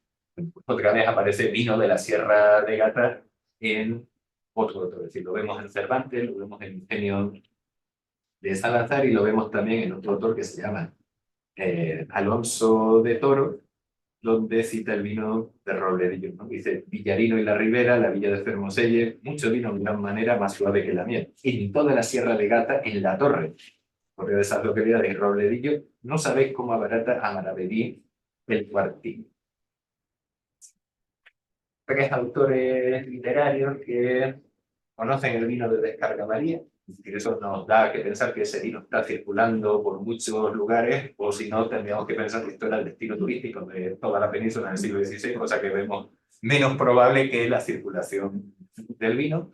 Otra referencia sobre un cronista que dice, no sé en qué medida podemos creernos que él haya estado tomando, coqueteándose con el emperador, literalmente, pero dice que estuvo allá y que le llevaban vino de Alcántara. Entonces, bueno, una vez más, como les comentaba al principio, no tenemos series, no tenemos datos que nos permitan un análisis estadístico, pero sí tenemos muchos indicios, y como comentaba, pues esos indicios parecen todos apuntar hacia el mismo lugar. En fin, para cerrar, a modo de reconsideración, más que de conclusiones, pues lo que planteábamos al principio: habitantes de estas villas de la frontera han estado en contacto de manera fluida durante el siglo XV, ese contacto se ha mantenido durante el XVI, y de ese contacto han formado eso que denominábamos espacio de vida, y a partir de ahí han utilizado esos espacios y esas rutas para hacer circular los productos ultramarinos. Esta documentación que teníamos, esos indicios que les he querido presentar, pues nos permiten observar ese tráfico de personas y mercancías, y nos demuestran que no estamos hablando de comercio cotidiano, no estamos hablando de intercambios de corto radio, sino conexiones en que participan estas personas y que llegan desde Toledo, Valladolid, Ciudad Real, es decir, la mitad de la península, hasta el puerto de Lisboa. Y para cerrar, pues, podríamos plantear que esta aproximación teórica y metodológica centrada en los sectores populares, creo que ustedes verán, que nos permite, desde luego, comprender mucho mejor los inicios de esa globalización temprana, porque han sido estos grupos quienes han encargado de ese trasiego de mercancías, de esa articulación de redes entre ciudades peninsulares y puertos. Es decir, no es que lleguen los bienes a los puertos y alguien de ese puerto se encargue de distribuirlos, sino que había personas que ya habían construido esas rutas, que llevaban vino, que traían pescado, y que, igual que te traen pescado, pues si se lo pagan bien, te van a traer jengibre, te van a traer carne. Entonces, ahí está el inicio, o ahí están las bases que van a permitir ese proceso que hemos denominado globalización temprana para los siglos XVI y XVII. Nada más. Espero que les haya parecido sugerente.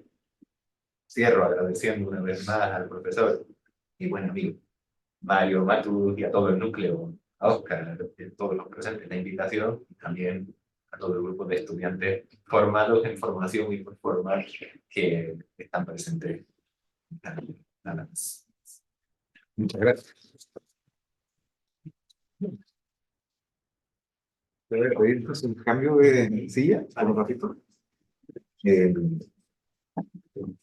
Y voy a también activar el micrófono, que después voy a... Se decía que vamos a cambiar de puesto un ratito. Voy a utilizar este micrófono, que creo que está funcionando, ¿sí?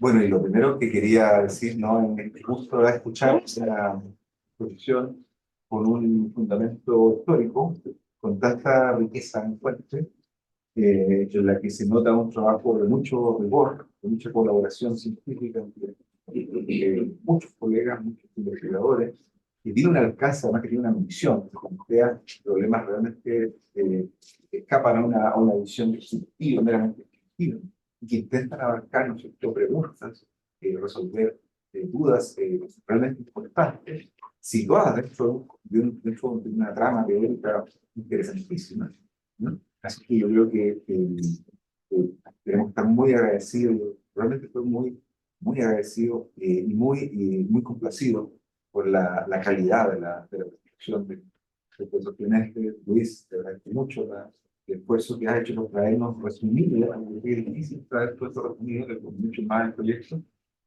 pero ya nos ilumina de una manera que seguramente a todos ya está generando muchas inquietudes, consultas y conversaciones que ahora vamos a dar curso.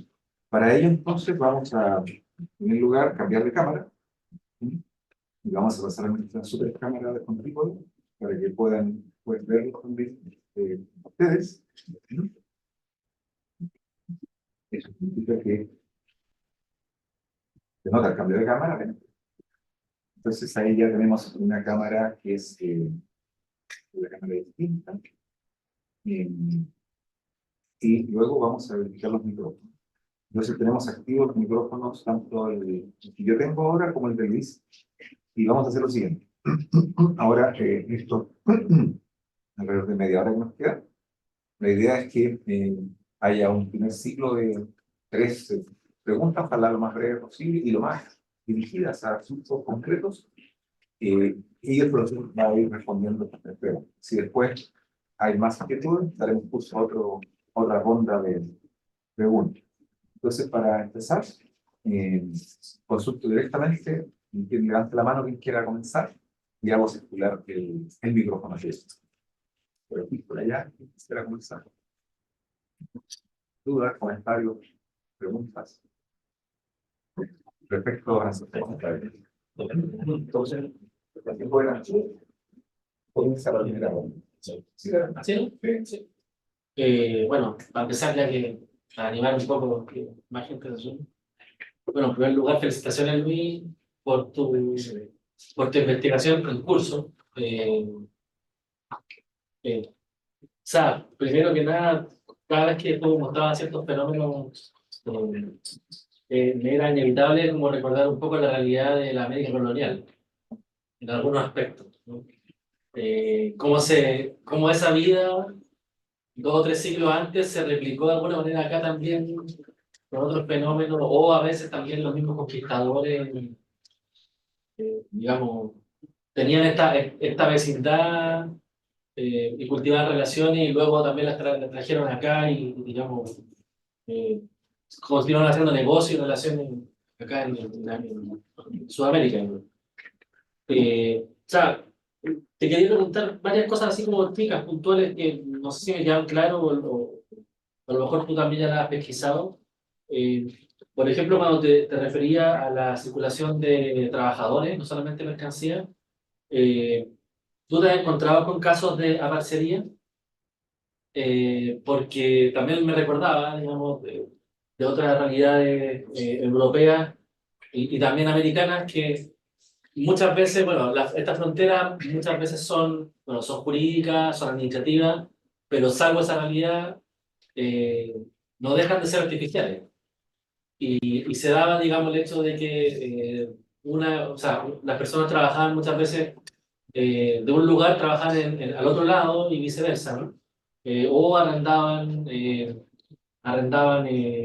sitios, arrendaban terreno, o llevaban sus animales también, no sé si, es una duda también. Si es que también tú has encontrado, porque no conozco tú conoces esa realidad obviamente, si también se daba eso de llevar los animales de un lado a otro, ¿no? Quizás también podría ser una forma de pesquisar ahí otra cosa. Y lo que tú mostrabas de la ropa de la India, en la fuente, son cosas cortitas, que sí, pues, muy puntuales. Ropa de la India es porque la fuente dice ropa de la India, ¿ya? Porque también podría decir, pensaba, bueno, ropa de Indias o ropa de India, que significaría que en realidad no sería de la India, sino que de acá, de cualquier lado, ¿no? Pero si dice ropa de la India, eso también ya es interesante en el siglo XVI, porque eso ya mostraría también una interconexión ya intercontinental, obviamente porque ya en las últimas 3 décadas del siglo XVI ya hay investigaciones sobre eso, del comercio del Perú, por ejemplo, cómo ya el Pacífico americano estaba articulando el comercio de Asia con el de Europa. Una realidad que se va a mantener todos los siglos, bueno, ahí están los trabajos de Bognaniani y después otros del siglo XIX-XX. Entonces, bueno, ya, dice ropa de la India, ¿no? Y lo otro respecto de los caminos, porque tú mostraste el mapa, que es el mapa basado en el relato de Villuga, y toda la zona, digamos, que tú estás, digamos, más poniendo el foco, está un poco como, no aparece nada, ¿no? Entonces, todos esos caminos, el de Alcántara, en realidad, o sea, el camino de Villuga es el camino público, el camino real, una pregunta, digamos. Y eso significaría a lo mejor que los otros son caminos campestres, caminos rurales, sendas. Claro, y ahí también me recordaste un poco el trabajo de Carolina Sangüesa, que también participa en este núcleo, cuando ella mostraba en los inicios de los caminos en Chile Central, esta costumbre colonial de la sexta feria, que era que todos los vecinos de un lugar, y vecinos a veces eran los habitantes de la localidad, digamos, a lo largo de la senda, que se ponían de acuerdo para visitar los caminos, la senda o la huella, digamos. Entonces, no sé si te has topado también con eso, que podría ser también como una nueva línea de investigación dentro de todo esto, quizás directamente investigar los caminos también, como para ver como nuevas formas de interconexión entre los dos lados de la frontera. Y eso, felicitaciones. Todo lo que tengo que decir. Son dudas puntuales. Muchas gracias. Profesor, cuando quiera. Vale. ¿Respondo ahora o...? Vale. Francisco Ancho, lo hemos tratado siempre, ¿no? Lucho, como tú, siempre, sí. Pero bueno, qué gusto vernos de nuevo en estos encuentros, porque pues, en estos seminarios, cuando era el seminario de investigación histórica del edificio antiguo, cuando empezábamos el CEPI, cuando empezábamos a encontrarnos nosotros, y bueno, a ver, la circulación de trabajadores y la parcería, sí, estos trabajadores, por eso lo planteaba, que eran labradores especializados, no son personas que van a buscar peonadas, son personas que van a hacer vida. De hecho, se mueven con sus animales, efectivamente, pero que se mueven también con sus hijos, con sus mujeres, o sea, se mueven las familias completas y además en grupo. Porque lo que tienden a hacer, aunque en estos casos no lo tengo, no te lo puedo precisar, pero lo que tienden a hacer en la mayoría de los casos es alquilar predios, no son modelos, o la mayoría de ellos no son modelos de aparcería donde tengan que entregar una parte de la cosecha, sino que ellos pagan una renta. A veces una parte de esa renta se puede pagar en especie, pero no es lo habitual. Te encuentras con contratos notariados donde, no en estos casos concretos que citaba, estos no sé en qué modalidad había estado trabajando, pero la mayoría de ellos son contratos de alquiler, alquilan a estos terratenientes asentistas, normalmente comendadores de las órdenes, que tienen unas dotaciones de tierra inmensas, hablando de miles de hectáreas, alquilan los fondos entre colectivos enteros, a menudo es incluso entre toda la comunidad labradora de un pueblo, que no son 4 ni 6 familias. Uno de los que citaba antes pone, por ejemplo, era una investigación que se hace en una dehesa que está cerca, en un fondo de estos que está cerca de Badajoz, y dice que hay 25 familias allí instaladas. O sea, esas 25 familias han alquilado el punto, han creado allí sus casas temporarias y están viviendo allí por las temporadas de cosecha y por las temporadas de siembra, y después se regresan a sus poblaciones. Son casas que hacen a menudo con material perecedero, de hecho lo llaman chozas. Son chozas hechas con materia, con cubierta vegetal, con lo que tenían por ahí para taparse un poco del sol y poco más. Entonces, los del siglo XVI al menos mayoritariamente son alquileres, no son aparceros. La ropa de la India, sí, yo no había pensado en lo que me dices, pero yo diría que cuando hice la transcripción, aquí, partirla para que se vea, esta es la que se ve.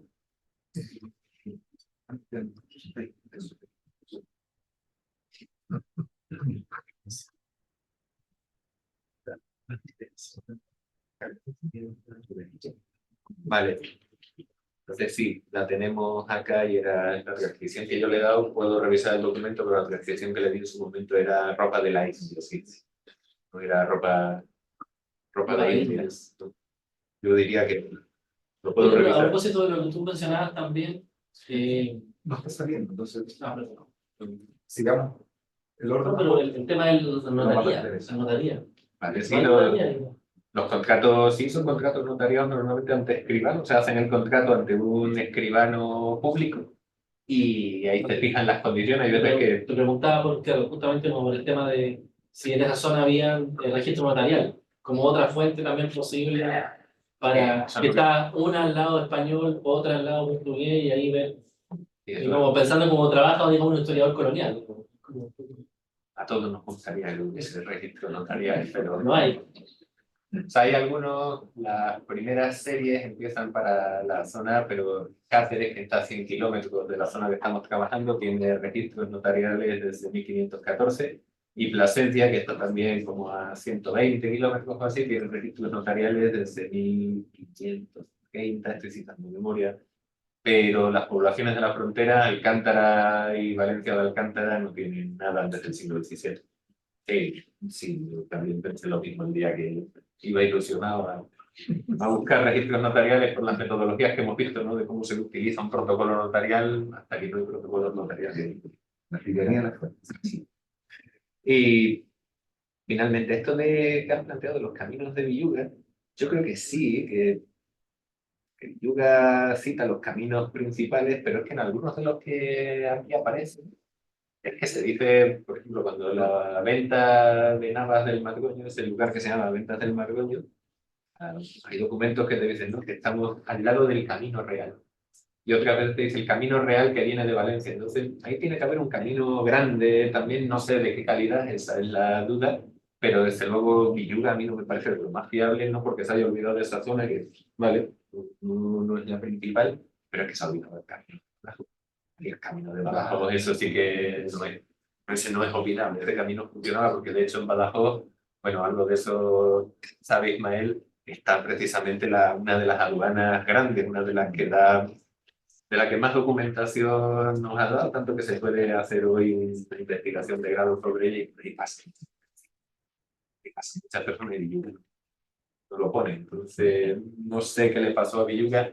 Sí sé lo que le pasó, que él no recorrió estos caminos. Muchas veces los trazan de oídas, por lo que le han dicho sus informantes y demás. Esto es lo que pasa cuando tu ayudante no prolija.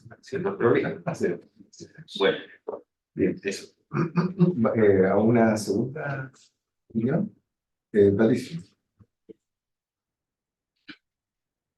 Bueno, primero de felicitar la exposición, siempre es muy grato volver a estos temas que nos hablan tanto también de nuestra propia historia nacional.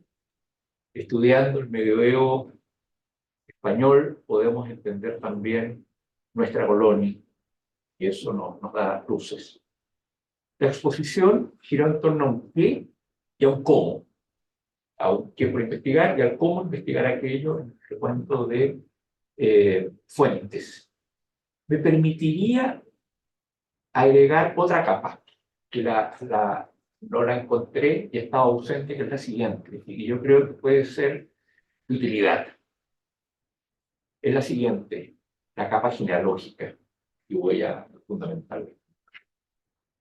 Cuando llegaron los españoles a Chile, cada uno de ellos, no todos, don Pedro Valdivia no, pero la mayoría fueron genearcas, es decir, fueron fundadores de un linaje que llega hasta nuestros días.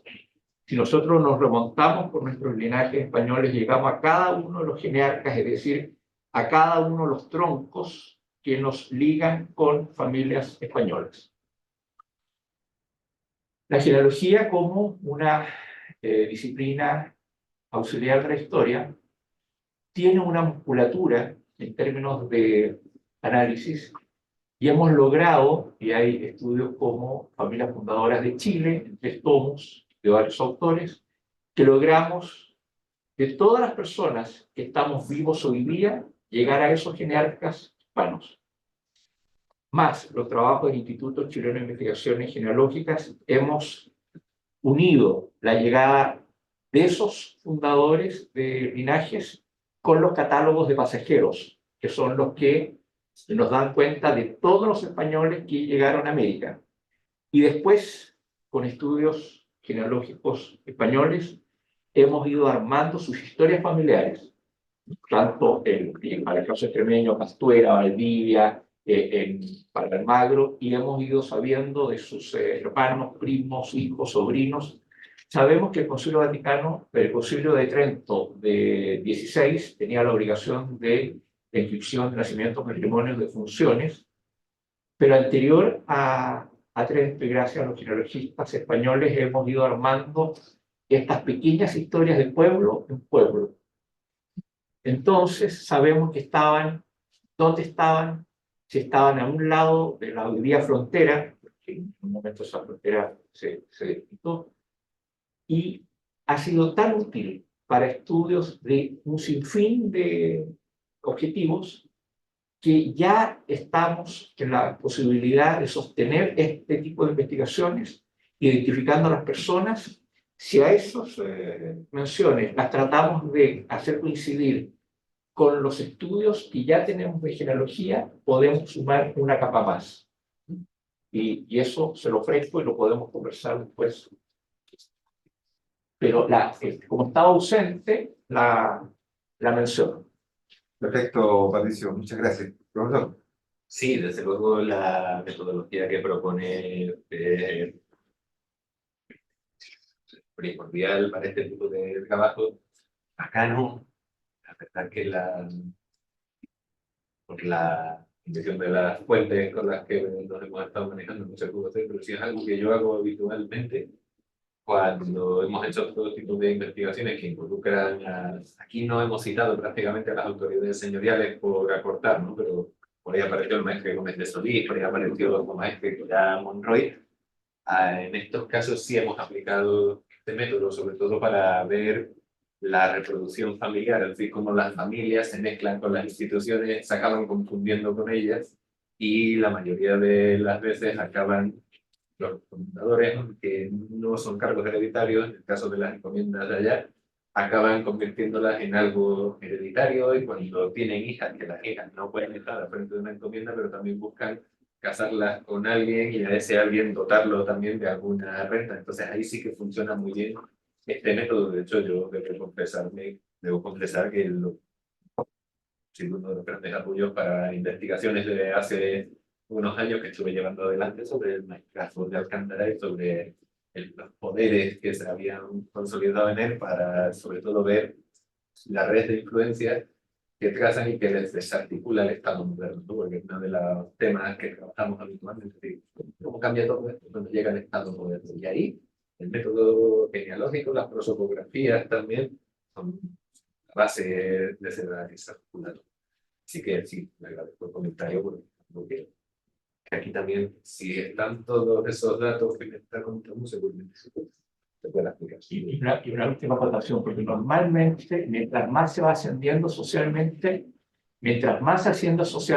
hay mejor genealogía. Es decir, tenemos la genealogía de las familias reales, tenemos la de los duques, hay buenos soportes por los archivos familiares propios.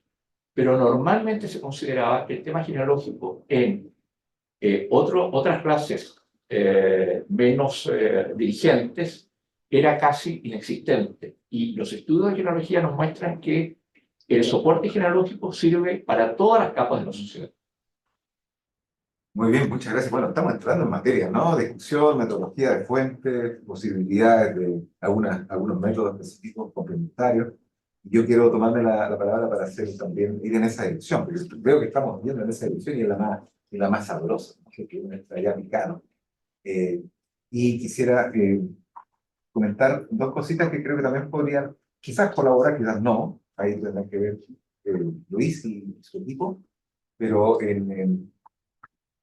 tengo claro, por ejemplo, con la documentación que le ha mostrado, y que a la que han ido construyendo, a la que han ido acumulando, que los indicios son más que fuertes como para mostrar un tráfico y un volumen, ¿cierto? Que uno puede deducir que fue creciendo. Y una de las formas, él mencionó varias formas para identificar eso, una de las regulatorias, porque normalmente la regulación ya no hay forma de sacarse las encima, que es cuando el fenómeno ya está muy asentado. Por lo tanto, ahí la autoridad se ve obligada a conferir, qué sé yo, la calidad de vida, o un lugar que hasta ese momento era informal, una venta que hasta ese momento era informal, etc. Todo esos establecimientos, esas cosas, cuando interviene la autoridad, porque ya tienen un alcance que es inenarrable, que hay que enfrentarlo. Así que yo me siento muy satisfecho porque estos indígenas no son meras intuiciones. Creo que a esta altura ya no son meras intuiciones. Y por otro lado, la cruza de, ¿no es cierto?, con literatura y todo esto, está hablando también de alcances un poquito más extendidos geográficamente de los que serían las zonas contiguas. Así que yo me quedo bastante satisfecho. Ahora, yendo en esa dirección, y pensando cómo aportar bien a este tipo de estudios, ¿no? En la misma dirección que dio Patricio, que Francisco, a mí se me ocurren dos cosas que quizás no sé si la fuente lo permite, no se entusiasma mucho en este pedido, ¿no? Pero quizás la tiranía de la fuente no lo permite, pero a lo mejor por ahí hay suerte. Una de las cosas que se utiliza mucho, por ejemplo, que es más fácil de capturar, es tomar los dos periodos extremos, ¿no? Tomamos el primer tercio del siglo XVI y el último tercio del siglo XVI, que sería más o menos el periodo, digamos, el rango temporal que está cubriendo el proyecto. Entonces, si uno, por ejemplo, conoce la existencia de un artefacto, un artilugio, que ya esté documentada su esencia en Lisboa, hacia el inicio del siglo XVI, y que también está documentado que no hay presencia de ese artefacto en Alcántara, por ejemplo, o en Badajoz, en toda esta zona, ¿no es cierto? Pero sí aparece la documentación, pues, no la fotografía, pero alguien habla de ese artefacto. Podemos suponer que por la metodología de difusión tecnológica, estamos hablando de que el gráfico también ha tenido éxito. Es decir, no sabemos el volumen, no tenemos números, pero sí sabemos que si ese artefacto es relativamente caro, y no es fácil que alguien, cualquiera lo pudiera comprar, por ejemplo, un tipo de arado, un tipo de filadora, qué sé yo, cualquier artefacto que sabemos que existía en el siglo XVI en Lisboa, y no estaba todavía en esa época al interior del tema, pero sí aparece al último tercio. Ahí uno podría decir, hay una acumulación de capital que está posibilitando la formación bruta de capital fijo, digamos, de la inversión. O sea, alguien está teniendo la capacidad para comprar eso. Ahora, si alguien tiene la capacidad, es porque ha tenido una renta más o menos significativa, porque no podría escribir, como que debería intentar que yo o sea, ¿de dónde? O sea, si no hubiera un tráfico más o menos importante, no podría. Ese es un método que yo creo que es súper útil y podría también buscarse como beta. Y el otro es ya un poquito más difícil, pero creo que también ayuda. Y es hacer algo equivalente con un producto que sabemos cuya procedencia es remota y ultramarina, y que aparece a cada rato, que es el añil, que es la pintura azul. Azul es el añil. Sí, ¿no?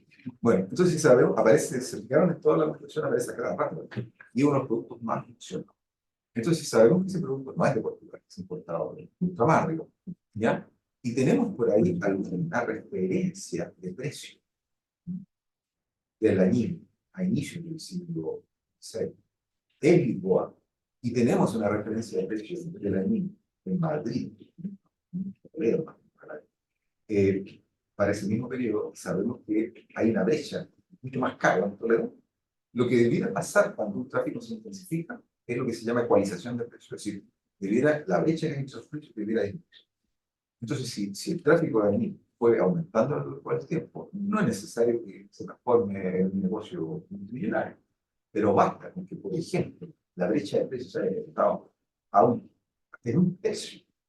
Entonces, si la brecha de precios eran 100, y si ahora, a fines del siglo XVI, en Toledo, la brecha de precios ya con Lisboa es de un tercio menos.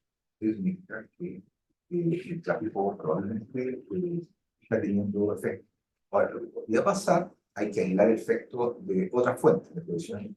Si sabemos que no se han incorporado otras rutas y otras fuentes de producción, podríamos deducir que ese tráfico por esta ruta es la que ha causado la ecualización de precios. Por lo tanto, podemos estar dando cuenta de una manera súper indirecta de que, ¿no es cierto?, de que el fenómeno probablemente se haya intensificado. Eso, y vuelvo a decir, realmente, porque uno ya, yo disfruto y creo que todos, cuando vemos trabajos tan bien documentados y nos abren a tantas posibilidades que podemos aplicar también acá en América Latina. Así que, nosotros estamos Gracias, profesor Matu, porque esta última idea, yo lo digo públicamente, se la voy a robar. Lo voy a intentar. donada. Voy a intentar. Sí, no, hay índices de precios, los hay para Sevilla, o sea, aquí lo que puede distorsionarnos es que no solo llegue a Añil de Lisboa, sino que también está llegando a Añil por Sevilla y posiblemente por otros puertos del Mediterráneo, pero el ejercicio está especialmente sugerente porque si lo comentábamos antes con la consulta de Francisco Betancourt, si tenemos fuentes notariales para el siglo XVI, por lo menos en Plasencia y Cáceres, así que a lo mejor después de trillarlas, sí aparece alguna referencia de precios y para Lisboa también se puede llegar. Para que lo pueda ver. Sí, para Lisboa. De hecho, hoy lo comentaba con algunos de los estudiantes del seminario de grado, hay documentación en los archivos portugueses en línea, pero no está accesible en línea el catálogo. Y había un catálogo, en uno de los catálogos del archivo digital de Setúbal, precisamente se mencionaba algo del comercio de vinos importados en Secastela. Entonces ahí te entra la duda, dice, ya, pero es el puerto, son vinos que han llegado allí por barco, o serán los que traen los recueros que iban con sardinas por Alburquerque, ¿no? Entonces, hay que verlo, pero hay que ver ese documento. Lo que quiero decir es que sí, en Portugal hay una descripción de archivos y de accesibilidad en línea, por lo menos los catálogos muy buenos, se pueden hacer cosas y no siempre se puede ir para allá, dar una vuelta. A veces que hay algún fondo decir para esto, ¿no? Para verlo, o los propios colegas portugueses, que por eso estamos integrados en el proyecto, pues también tienen esa experiencia. Así que yo que lo vamos a dejar en breve, porque es muy sugerente. Y la otra que planteó de la circulación de productos, es así. Yo no lo había pensado en esos términos tan estructurados, pero sí, porque hay un producto. Uno que se me ocurre ahora, hay más seguramente, pero uno que se me ocurre ahora construyendo sobre lo que planteó es el vaso Pichel. El vaso Pichel es un tipo de vaso, bueno, de origen flamenco. Son bueno, estas jarras de cerveza que vemos en ocasiones que tienen como una tapa arriba. Eso es un vaso Pichel originalmente, ¿vale? Aparecen en los bodegones del siglo XVII, aparecen en muchos lugares. Entonces, resulta que tenemos un arancel de finales del siglo XVI, en Alburquerque, donde entre las mercancías que se tasan, es decir, cuánto debe pagar, cuántos son los derechos de paso que debe pagar cada una de estas mercaderías, cita los vasos Pichel. Y después, a lo largo del 16, en algunas cartas de dote, las cartas de dote, si no las conocen, son los inventarios de qué se le entrega a los novios al momento de contraer matrimonio. Se detalla todo lo que se le ha dado a la novia por parte de la familia y todo lo que se le ha dado al novio por parte de la familia del novio para que sepa lo que aportó cada uno al matrimonio y para que en caso de que ese matrimonio pues acabe por viudedad o algo, los bienes vuelvan a la familia si es que no tuvieron. Esas son las cartas de dote antiguo régimen. Yo sé que nos casamos por amor, pero esto no funcionaba. O sea, funcionaba así, pero sí, nos queremos mucho, pero ¿de qué vamos a vivir, no? Entonces, a ver, ¿cuál es la dote? Bueno, en esas cartas de dote aparecen los vasos Pichel y eso es que es un producto autóctono, no son productos, no se han producido en la península ibérica, entonces Sí que van a incorporar a cualquier producto, por ejemplo, de incorporar un producto que se considera valiosos. Bueno, hay familias que te ocupan incluso una sartén. O sea, bueno, habrá que ver qué valor relativo tenía una sartén para las familias del siglo XVI, pero sí, el vaso Pichel no es un producto cotidiano, un producto, digamos, de cierto lujo. Entonces, con el vaso Pichel sí se ilustra lo que planteaba en la primera consulta, pero lo segundo de los precios sí que no tengo referencias para Lisboa ni para Toledo, así que la vamos a dejar. Perfecto. Entonces, ya estamos en la hora de término, pero creo que dada el interés, la motivación, el entusiasmo que ustedes han demostrado al venir acá, ¿no? ¿Cierto? Día bien, ¿sabes? Un día muy, muy atractivo, muy tentador. Así que quisiéramos dejar por lo menos una o dos opiniones que fueran breves, pero que pudieran dar causa a alguna inquietud.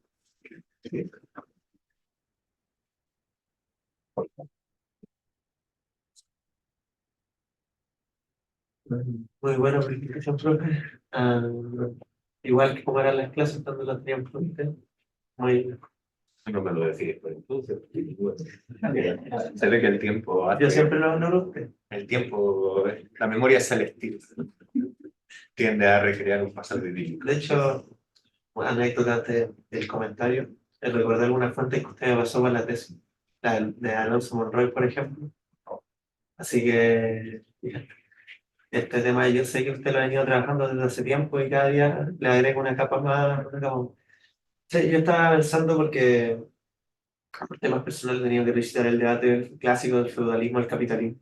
Y son estos elementos situaciones como estas que ponen un poco entredicho los términos clásicos del debate, porque como, por un lado, hay una fuerza popular desde abajo, gente común, que lucha lucha de alguna forma políticamente, a través de petición, a través de cartas, a través de organización, a través de un consejil para lograr mejores prever a la hora del comercio.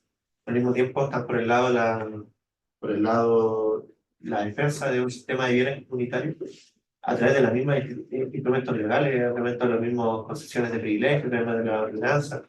Y aquí se puede ver una especie de articulación que no están dando cuenta en los términos del arte, porque en los términos clásicos del arte uno podría decir, claro, los, los campesinos se están integrando ya a una naciente economía capitalista, saliendo de sus elementos feudales, por un lado, pero al mismo tiempo otro podría decir, ya, pero mantienen los regímenes comunitarios de bienes, manteniendo, claro, una raigambre en el feudalismo. Pero aquí podemos ver claramente que no están ni por un lado ni por el otro. O sea, articulan elementos mercantiles, mantienen elementos de propiedad de la tierra y generan una beta totalmente nueva si lo ponemos en los términos del viejo debate. Este profesor recuerda las críticas que hacían los ilustrados al campesinado en el siglo XVIII. Y aquí también se puede ver más o menos lo mismo, porque esas críticas están equivocadas por 2 siglos. O sea, aquí hubo claramente iniciativa por el comercio, por que lleguen las mercancías a los lugares más lejanos posibles. En verdad, si alguna duda puedo tener es el contenido de los juicios que usted realizó, porque usted lo mencionó muy someramente, porque indicaban claramente tránsito de mercancía, pero ya dentro de los juicios, que están dentro de un poco, dentro de la actividad económica, porque muchas veces explican conflictos entre los mismos sujetos que participan, ¿cuál es el contenido de esos mismos juicios que usted pudo revisar para este trabajo? Bueno, gracias, eso me recordó el viejo debate entre el public market y private market de Loder. Si el private market monárquico de Arturo Pizarro terminó con el public market o hubo trayectorias inversas. Pero está interesantísima esta discusión. Hay que dice el profesor. Bueno, Sebastián, veo que la tesis no fue suficiente, todavía te quedan estas incógnitas, ¿no? Que has seguido trabajando y cultivando, como hemos tenido ocasión de ir conversando a lo largo de estos años. La cuestión del feudalismo acá, el feudalismo lo sabemos que tiene muchas manifestaciones y muchos rostros, pero en esencia aquí, independientemente de todo lo que echemos en falta, lo que sí hay es renta señorial. Sí, tienes que pagar renta señorial y eso basta para que hablemos de que existe feudalismo. Precisamente porque existe ese feudalismo, se puede llegar a estos acuerdos de libre comercio, porque esos acuerdos de libre comercio, ¿a quién se los arranca?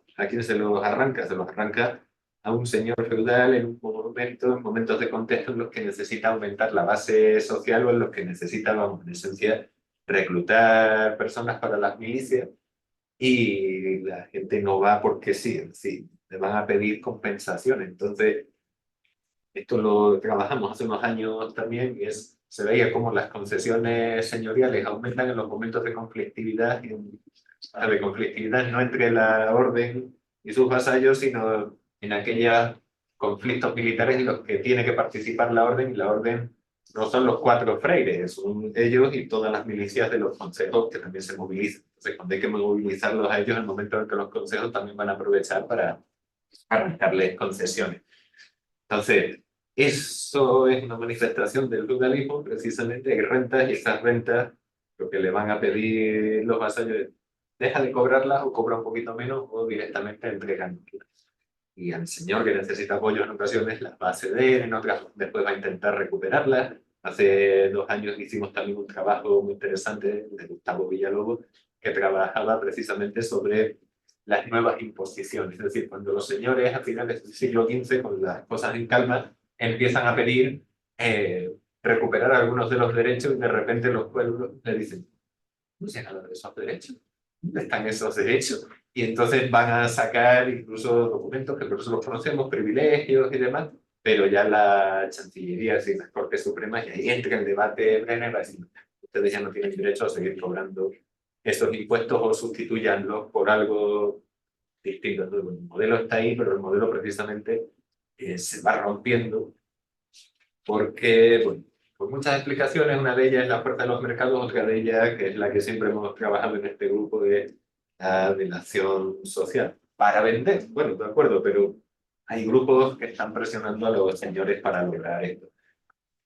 ¿Qué pasa después con esos espacios de vida que se habían formado? Pues ahí es donde sí, yo creo que el Estado absolutista, sobre todo cuando empecemos con los modelos mercantilistas, de cuando cada vez se pongan más restrictivos, van a romper gran parte de esto. Es lo que decía, lo que vamos a irnos a tesis de los años 90. En los años 90 se decía que no había, todavía se decía que no había comercio en Castilla porque las comunicaciones en Castilla eran muy malas. Entonces el relieve era muy malo, los caminos eran muy malos, el Estado central no invertía en caminos. Una tesis de los trabajos de Carolina Sangüesa van en esa línea, y en los años 90, por lo menos comparando Chile, estaban los caminos por hacerse. En Castilla hemos visto el itinerario de Villuga, ya estaban los caminos. Entonces, si por esos caminos circulaban mercancías en la Edad Media, ¿por qué no circulaban tiempo después o con la misma frecuencia en las modernas? Y la tesis era que esos caminos estaban abandonados. Lo que se empezó a trabajar en los años 90 era en otras fuerzas que lo dificultaban. ¿Sí? Las restricciones cada vez mayores que se habían ido estableciendo, y hay un trabajo de investigación en marcha ahora mismo sobre uno de esos aduaneros, es cómo el Estado moderno dificulta eso cuando intenta crear tributos, cuando intenta crear una fiscalidad, y esa fiscalidad lo que está haciendo es frenar el tránsito. ¿Por qué? Por el modelo con el que se cobra. Es decir, no es una multa, sino el fiscalizador tiene el derecho a incautarse de los bienes.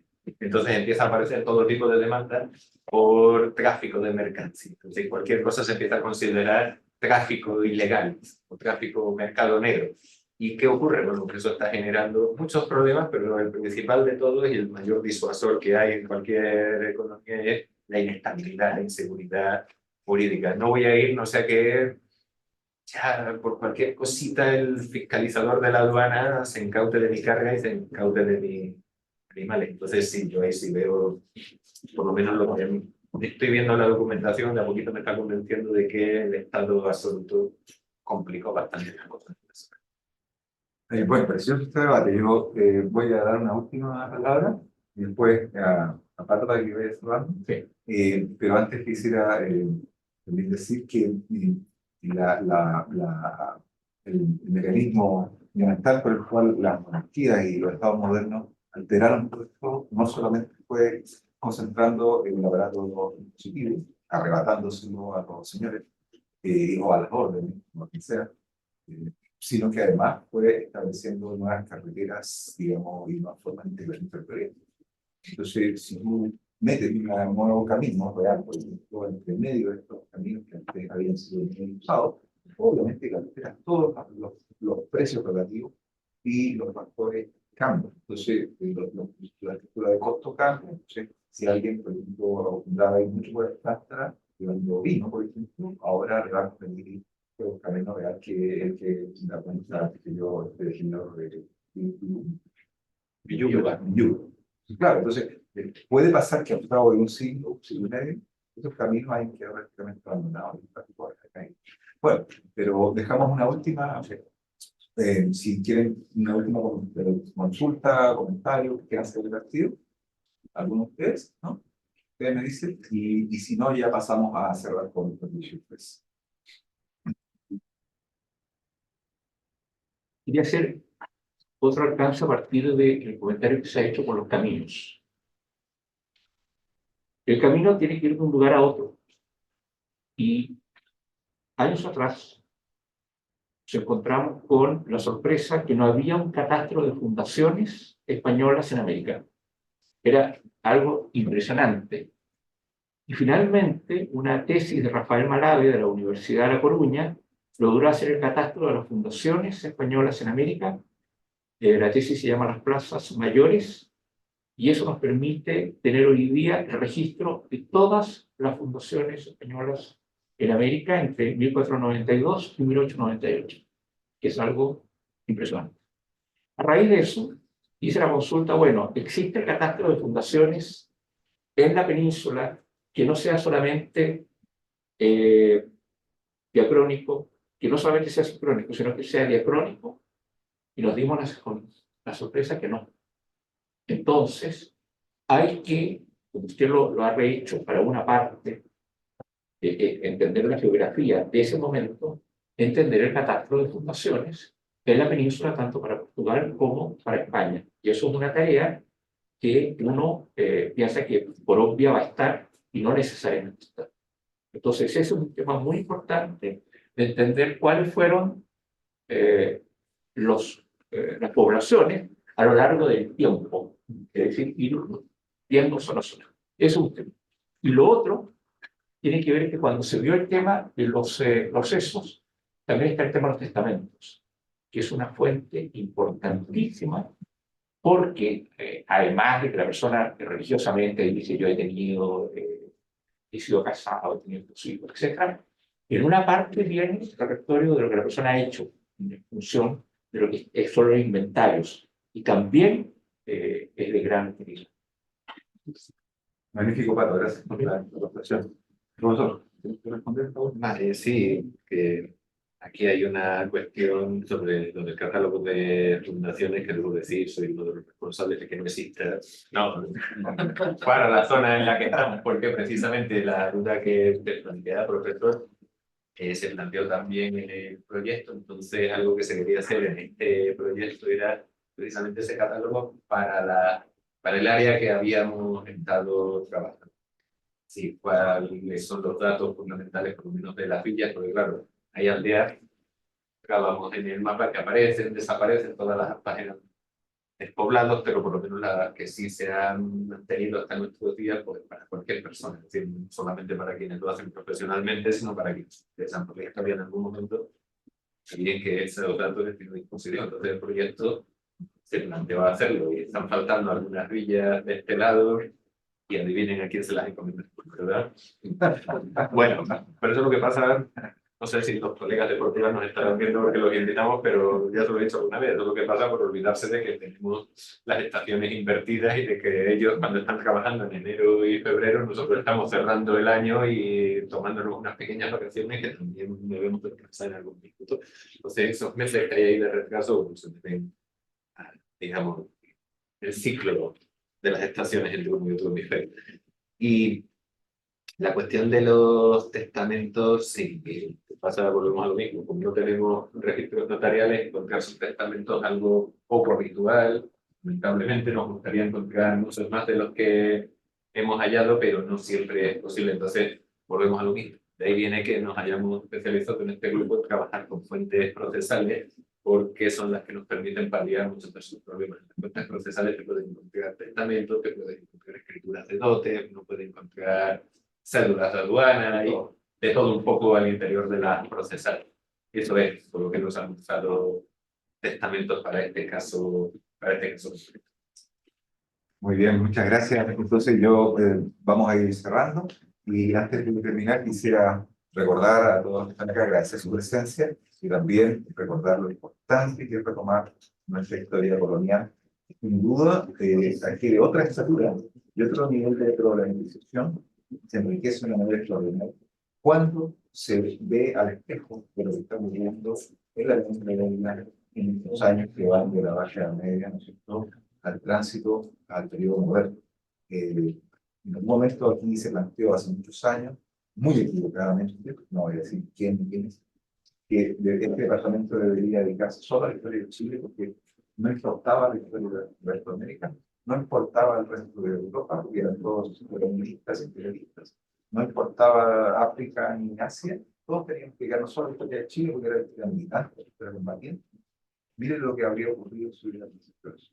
Así que, menos mal que hoy día estamos recuperando la buena historia europea con unas vinculaciones gigantescas con nuestra propia historia americana y los insto que el trabajo excelente que nos habíamos mostrado por otros elementos los anime también a ser parte del proyecto que nos tiene que revitalizar el departamento en lo que es el periodo colonial. La historia no empezó a los 50 años, ¿sí? No, las cosas no deberían estar todas enfocadas a los últimos 50 años, ¿sí? Ni siquiera al siglo XIX, ni siquiera al siglo XVIII. Tenemos historia para todo el periodo colonial del siglo XV, ¿no? Tenemos que usarlo. Y para poder plantearle objetivos y metas interesantes, siempre se tiene que estar poniendo en relación con lo que estamos viendo en los continentes, con los que tuvimos. Así que, recordando ese deber parte nuestro también como historiadores de no volcarnos todo al presentismo como una obsesión. Terminamos esta velada que ha sido muy provechosa, podemos irnos satisfechos y contentos, aplaudiendo por última vez al profesor Porque hemos trabajado históricamente. porque hemos trabajado históricamente. Muchas gracias, Luis. Un aplauso.